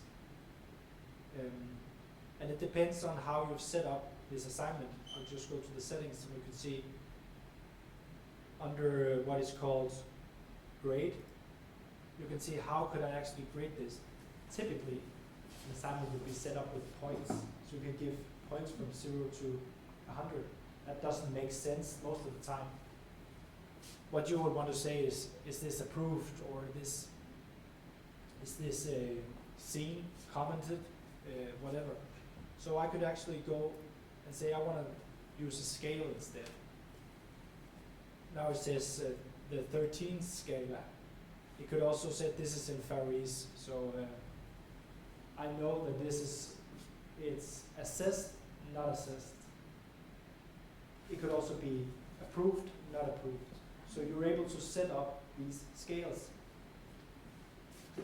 But you can't do that as a teacher. You need to talk to Martin, who would be able to set it up properly. Yeah. Can I actually make the peers are giving feedback or checking the assignments? Their peers? Mm-hmm. Yeah, that would be a different activity. Okay. But that's it's a bit further down the line, I would say. So you cannot choose it like here. Not in the assignment. Then you'd have to do there's another activity called workshop where you can do that. Oh, really? So yeah, and you could also set in that workshop assignment. You could also set up some rubrics, like rubrics. I don't know if you've worked with rubrics before, but like a scaling matrix. And we say in this we need some different categories, the introduction or whatever. How well was this? So you could give a matrix for students to evaluate all other peers' work for this matrix of evaluation. But that's a bit further down the line. But that's something you could You could actually, Moodle is open source, so it's used by more than 400 million around the world. A lot of universities. So a lot of the things that you could do in Moodle is actually available, and there's a lot of introduction videos, a lot of instruction videos going on YouTube. So you could actually just write how to set up rubrics in Moodle, and there would typically be an instruction video on how to do that. Maybe in a earlier version, but so you have to. But most of it you would be able to find out on your own, actually. I'll just say use the scale, save in the display. Sorry? Can you just go back, because I was wondering about the one thing which was height. Under grade, scale. Height, grade, identity from students. Height, grade, or identity from students. Yeah. If this is enabled, the identity of any user who grades an assignment submission is not shown, so students can't see who marked their work. So it's more if you're different, you're a couple couple of teachers inside that you can anonymize yourself, but the assignment is not set up for student peer assessment. But there's another one. There's the workshop module for that. It's very well. So I will go and grade what this student delivered for me. All right, there was a text file. I'll just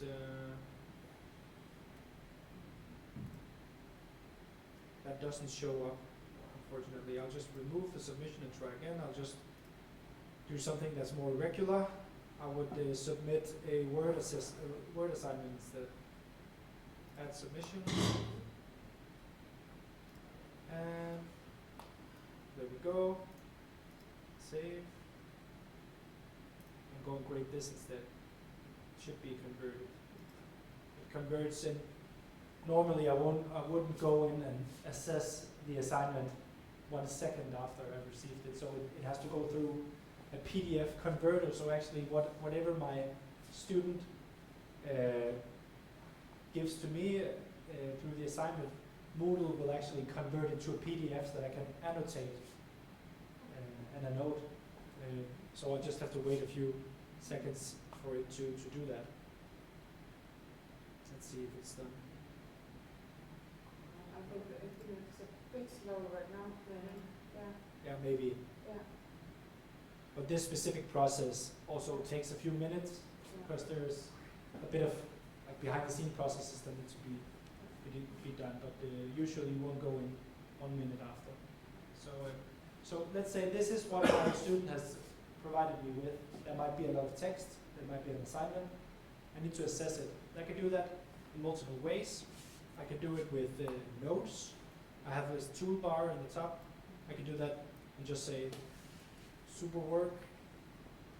Right here, I would be able to mark some text in a different color. I would be able to, to do a lot of different things with different colors and even, different check marks, stuff like that. So that's one thing I can do. In the right here, I could insert feedback commentary for your student.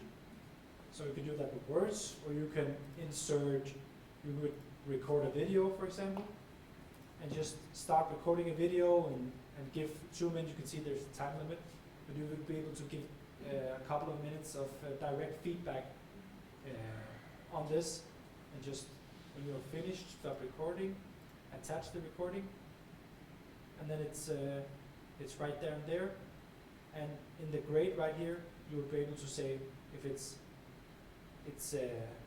seen, not seen, or accepted or not accepted, stuff like that. So let's say I do that, and I save the changes. So this is the view.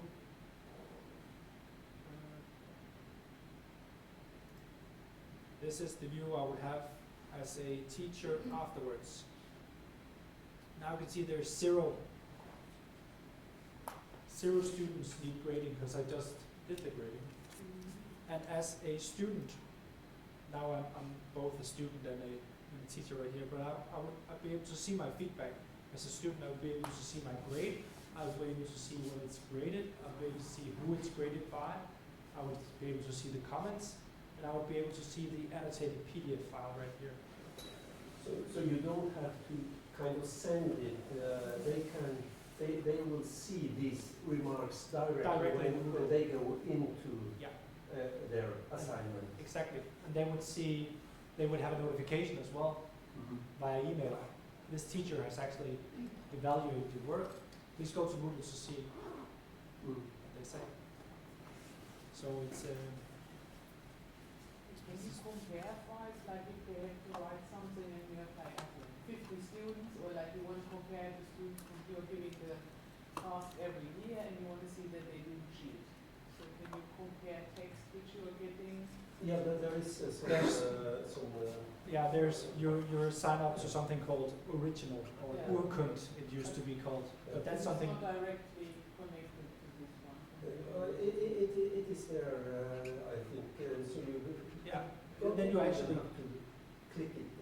you have to say this is something that will be evaluated in the Urkund database. So they will say how much of this text is actually copied from another text. Yeah, but So it's possible, yeah. it's possible. Yeah. But in this Urkund, is this only comparing with files that is in this system, or does it go outside also? It goes outside as well. It does. It's like a standard of plagiarism. Yeah. So that's what they do. That's that primary function is to evaluate plagiarism. Is this only in response to an assignment? Sorry? The feedback Yeah. function, is it in response, does not there an assignment first? There has to be an assignment for you to be able to yeah, but they don't have to. You could say I don't expect anything back. Yeah. You could just use an assignment. Let's say it's something more physical that they're doing. Then you could just set up an assignment and say this is where you'll get your assignment, your feedback for your presentation, or group work, or whatever that might be. You could do it. Yeah.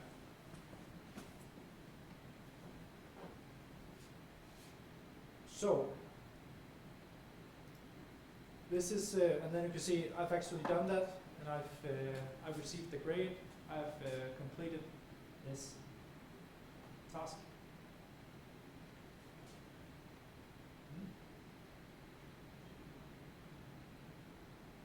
Yeah. Do you have any questions for that? It's blue and green. Whether 50%, does it get totally green? If you complete everything, it's totally green. Okay, so you are lacking something here. I'm lacking this one, yeah. So let's see, I could just mouse over. This one is this PDF. I've not completed this one. So, if I just click the PDF, I know, because we did it together, we set up the activity completion. I just have to view this to complete it. So if I download this, I've downloaded it. Let's see, then it's totally green. So it does that automatically. And then if you have the whole list of your students, you'll be able to see each and every one of these assignments that you have set up completion progress on. You'll be able to see which, yeah. And there are some different reports. Let's see here. You'll be able to go to reports as well, right here. You can see you have reports, maybe you have that as well. And if you go to reports, you'll be able to see an activity completion report. It looks like a bit like this. So if you have a lot of completions with a lot of activities with completion, this is just another way of visualizing them.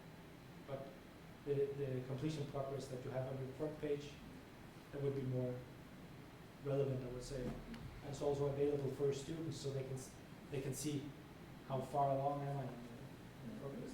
So that for the completion is only the student says, okay, this is my assignment, and the student saying he's finished, it's okay.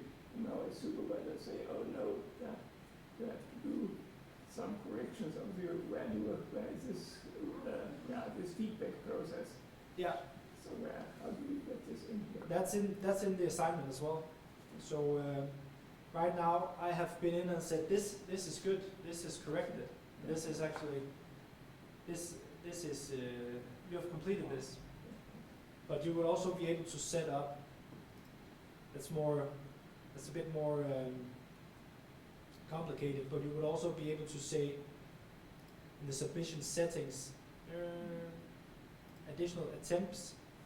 And you could automatically, you unlock for more and more attempts until you pass, until you have said, now it's good.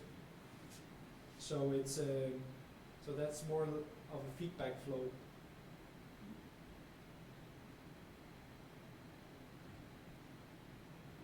So you give feedback, you say you could correct this a bit more, then they upload again, and then you can complete it again, and they continue that until you say now it's good. Yeah. Hmm?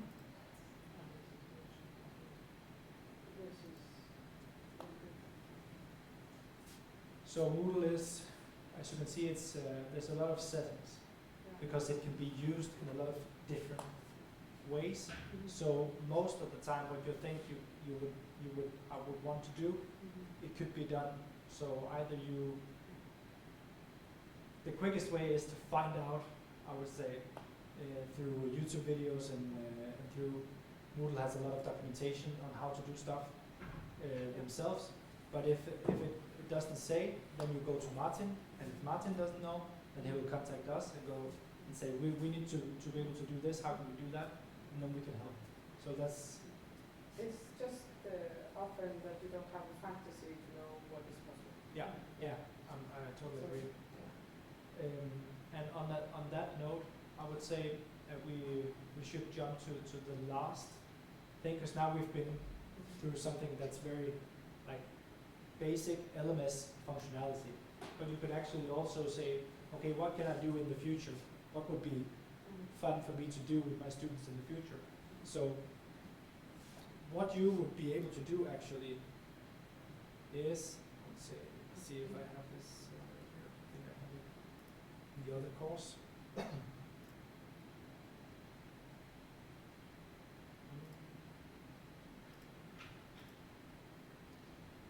Yeah, right here. You would be able to do something like this.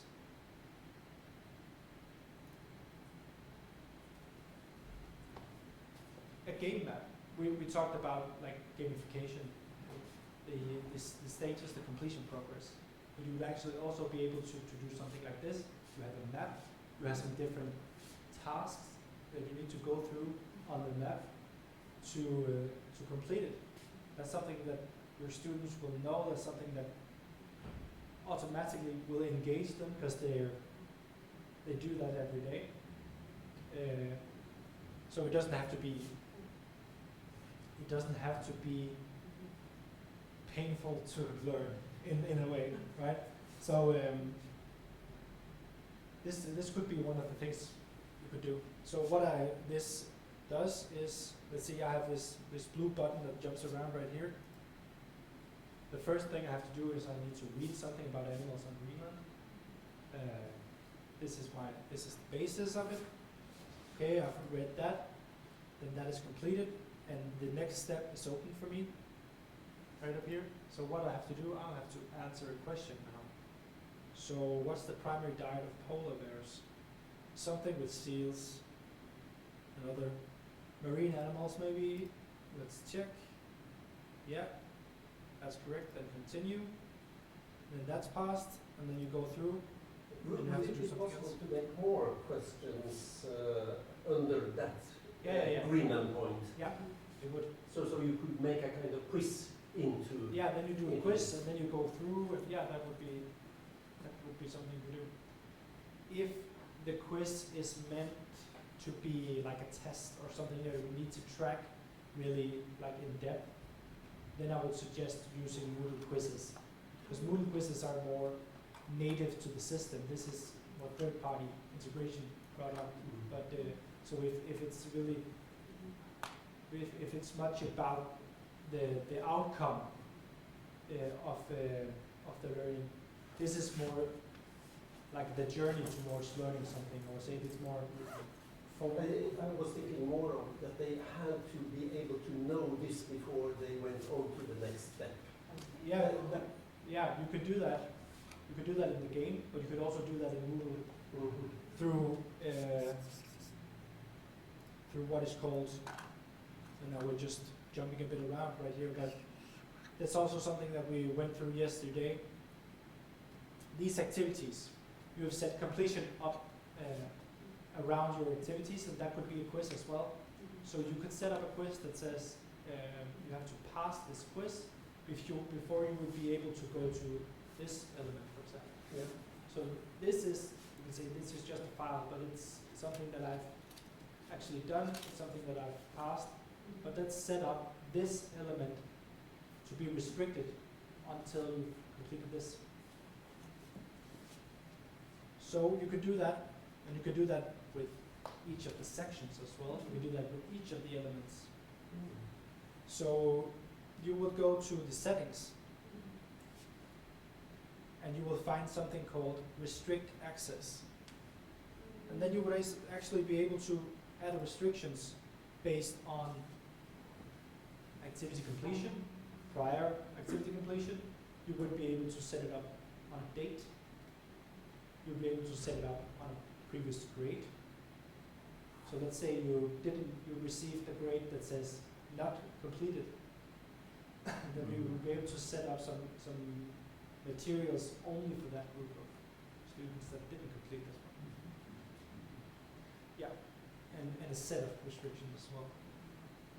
But let's set it up around this activity completion.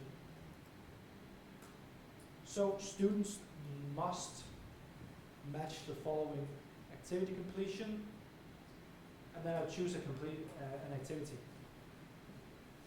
I could either say I'll just have to complete the previous activity with completion, or I could say a specific. Let's say I would have to complete this quiz, and this must be marked complete. This must not be marked complete, must be complete with pass grade or with fail grade. Let's say it just has to be completed. This little I, it controls whether or not this activity or section that you are restricting, whether or not that's visible for the students or not until, so they could actually see, oh, there's something here I have to go to, but I can't reach it yet. So that's something you can do when the eye is open or if it's full. This question here, or this little box that you have inside the eye, that varies according to what file or what activity you are using. Yeah, this activity does. Yeah, the eye. Let's see. Let's say I click it, then it's a cross. Then I won't be able to see this specific activity unless I've done this. Yeah. And you can see that, just save and return to the course. And this was the one that we did it with. So you can see this is not available unless the activity, oh, that was not it, but this is the same, not available unless the activity something is marked complete and it's hidden otherwise. So you could actually do something a bit more adaptive with your courses like this. Yeah. And this word map thing you showed before is just one word map, or you can just put another picture? You can use another background if you want to, or you can use a theoretical model or something like that. You jump around in that model, or this okay, so I can just change it. Yeah, you can change it. And then I could have it also in this word map that if someone didn't answer the first question right, he cannot go on, or Yeah. how is it? Yeah. Because now you click see this was right. Yeah, you can also set up like, or you can set up with lives that you have. Maybe you have you have 3 lives, and if you don't answer correct, you lose 1 life. And then you go through, and maybe you have special stages that allows you to gain a life if you answer this correctly. So you can actually do a lot of gamification within the system like this. Yeah. So there's a lot of possibilities within Moodle. So it's just a matter of doing. And the thing is, everything that you do in Moodle in your course, you could put it into a sharing card and then just use it next year. So you don't have to start over every year. You could you could build on year after year, build onto your course. Yeah. And we are going to talk with some of the some of the IT guys here in terms of making it more automatic as we go along with like an integration that does this automatically, copies the latest and uses that and stuff like that. So. Us that teach IT and development, we would like to get the GitHub integration. Yeah. But there isn't how to and everything, it's just that we don't have the because GitHub will rate projects and you can send your students more projects and they have this integration with Moodle. Alright. But we can do it ourselves if we had access, but maybe I'll just talk to Martin. Yeah, that would be something Yeah. that Martin would be able to say if that's a good something that we would do or not. Yeah, totally. Yeah. That'd be good. Yeah. Is it possible to make for myself like a test student so that I could see like what the students are seeing, what I'm seeing? Or? You can. It's a bit. You would be able to go to your profile right here and say switch role to. So if I go to the top and say switch role to, and I can say, oh, I want to see this as a student. And then this is how a student would view the course. Of course, it's a bit. You can see I have got the edit mode and something is. So this is how the student would view. And when I'm finished, I'll just go right here and return to my normal role. And you can see I get the edit mode and I get some settings back. And yeah. Mine was actually has something the screen and then sprinkle or something around, so then you directly see the student mode. Alright. When you are editing and you go to student mode, look how it looks, go backwards and so forth. So then you're like getting a little bit mixed up. So Yeah. like this is like why it doesn't show and then you're actually in the student mode. Yeah. And then you can see like oh it's great. Yeah. Of course, there's different ways of doing Yeah, it yeah, in different LMS systems, but yeah. Yeah. But I think we only have like 8-9 minutes left, so I'm not sure if you have anything you want to ask right here, or you could always ask Martin, and Martin will come with the issue to us. Of course, this is just a quick session in terms of you, but I hope you. Is it possible to reuse in other ways than using this sharing box that you have to the right there?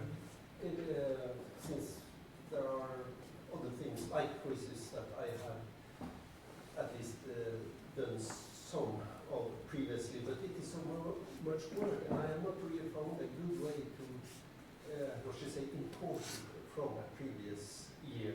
Yeah. And I don't want to remake it No, every of course. If it's a quiz, for example, or is it a quiz or a full course or a section? And more elements like a single quiz. Yeah. Because, for example, lectures and these are I kind of at least modify according to whatever. The quiz you would be able to just put in your sharing card, jump to another course, and then just put it in. Yeah, but can I now go to an old course, make a sharing card there, and then I say kind of make it available for future courses? Yeah, you could go put in a sharing card on your old course. Yeah. When you have a sharing card, you could click the shopping box, the shopping, and then it would go to your sharing card, and then you could just set it, go to a new course, and then it would be available there. And then you could just set it in, put it in.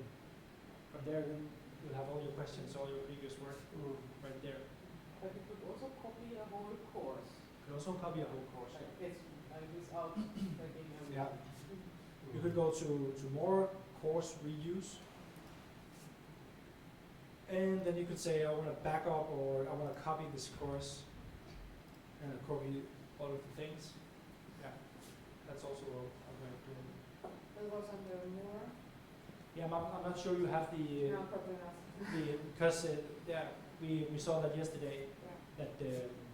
that all of the teachers doesn't have that availability, but that's something with the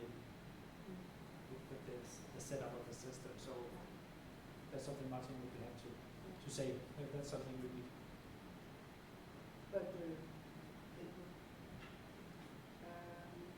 yeah, this thing about like what we often do is we get a course that has been found before, and then you just use it like as is, like it's like a template for movement. Yeah.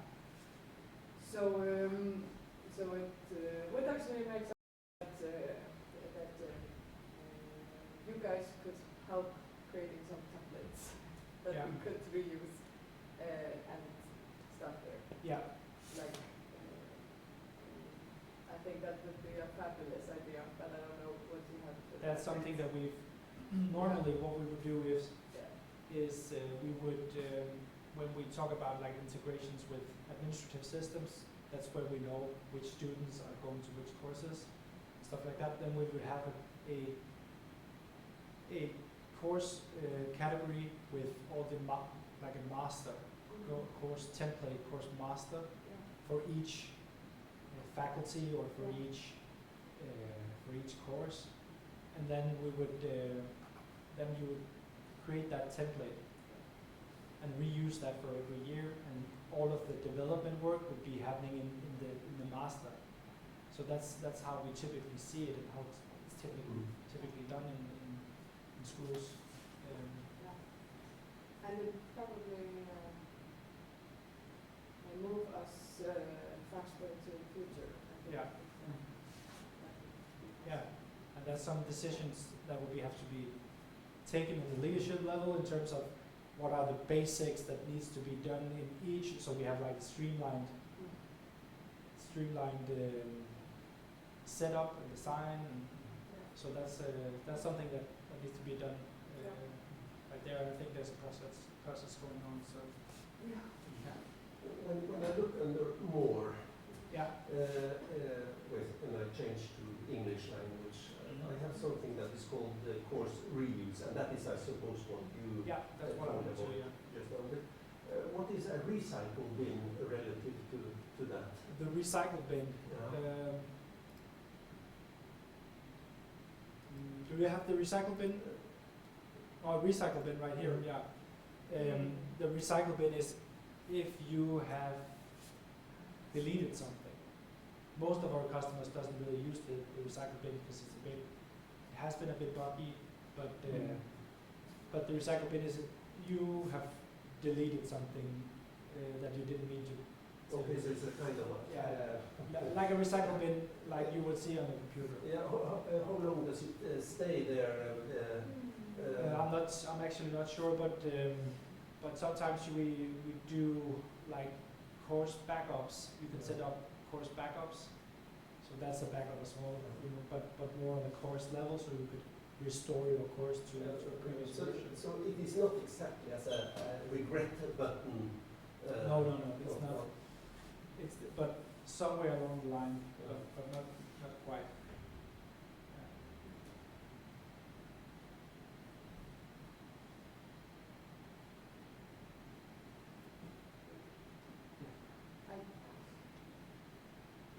I changed my current course to this course.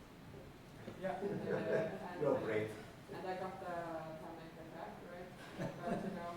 But it changed because I always think of three. Yeah. But it's not so difficult to change it back. Yeah. And now it looks like, what is it? What is it on the screen? Now it looks okay. Yeah. Yeah. Okay. But now I can also see Swiss Roll 2 and student. Yeah. So we see the same. Yeah. Do you need it to be like it was, or? No.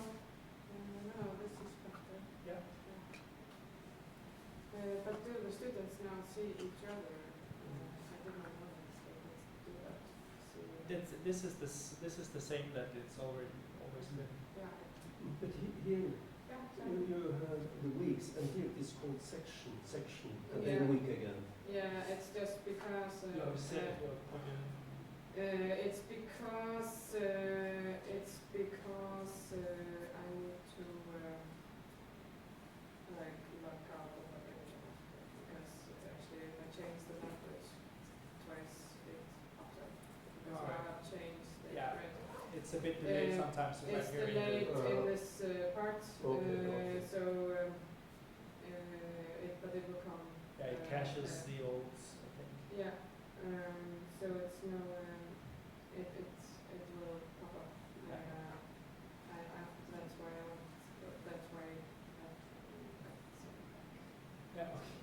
But I had no idea that this report was here, and I can see You see log and activity reported. You go. yeah, activity report is here, because it's like really, it's like, wow, I knew they were active, but I'm thinking, that sounds good, actually.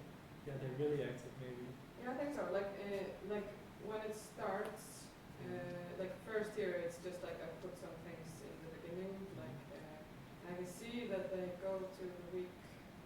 Yeah. So now I can know that opposite to what I was thinking, which is if I put it at the top, they will see it. Now I can see, no, they're not looking there. They're looking some other places. Yeah, they're actually going to what they. Yeah, what they're supposed to do, and I did not know that. So it's good to like. So now I'm like, okay, I don't put anything at the top because they don't see it. There must be something at the top. Yeah. That's because they say, okay, this is the week that we're in, so Yeah. this must be the Mhm. this must be what's expected of me to look at. But it's really good actually. So now I've added some tags as well. So now I can, because I'm teaching HTML and CSS and JavaScript, so it's now I can tag the content with these technologies. Cool. It's really good. Thank you. It really helps to know what's possible. Yeah, exactly. And Yeah. a lot more is possible if we just Yeah. go into a whole. Yeah. So I hope you Yeah. got something Yeah. out of the Yeah. show. Thank you. But, Yeah. yeah. And where are you uploading the video? I think that's the university. Yeah. So that would be Martin Yeah. doing something with But it. does it have the same restrictions in size as for other files? Yeah, that's a global setting. Yeah, I think it said that 50 megabyte. megabyte, it's the biggest, and when you start using videos and things like that, or even PowerPoints with voiceovers, Yeah. the size. Yeah, and that's why we would recommend that if you're using a lot of videos, stream those videos from like a video service that's actually made for it. So the school might have something, Microsoft Stream or. Not that I know. No, but that's yeah. So that's typically what we would be recommending, that you would look into a video streaming service, because yeah, the Moodle database or the Moodle servers would become huge. So and the video streaming services that are used to larger files, yeah, you could reuse that link to just embed it in one place. So that would be the right way to do it. But then the institution must Yes, do something about do that. something about that. Yeah. I think we should be able to see whether we have access to that thing, just office.com. Yeah, that's not right. Then we should be able to log in and see if we have access to this. To have Microsoft Teams, to use Teams. Yeah, we in have the school. Teams. Yeah, then then it's possible that you have stream in that service as well. Yeah, it's possible. Yeah, very possible. When I have a new course and I wanna first try a little bit around before I open it to the students, how do I do this? But I'm putting them in You can go into the settings, and then you can say that as a visibility, you could say, like in the top of the settings, you could say hide, or is it visible or not. I could just show you right here. If you go to settings, and there is a setting right here, coarse visibility. You can just show hide, that it's not visible. Thanks Yep. a lot, really. You are very welcome. Very welcome. No, we just have to do Yeah. all the It time. looks really fun, actually, like even for the teacher. Like, Yeah. I think That's a good start. special kind of humor. Yeah. Yeah.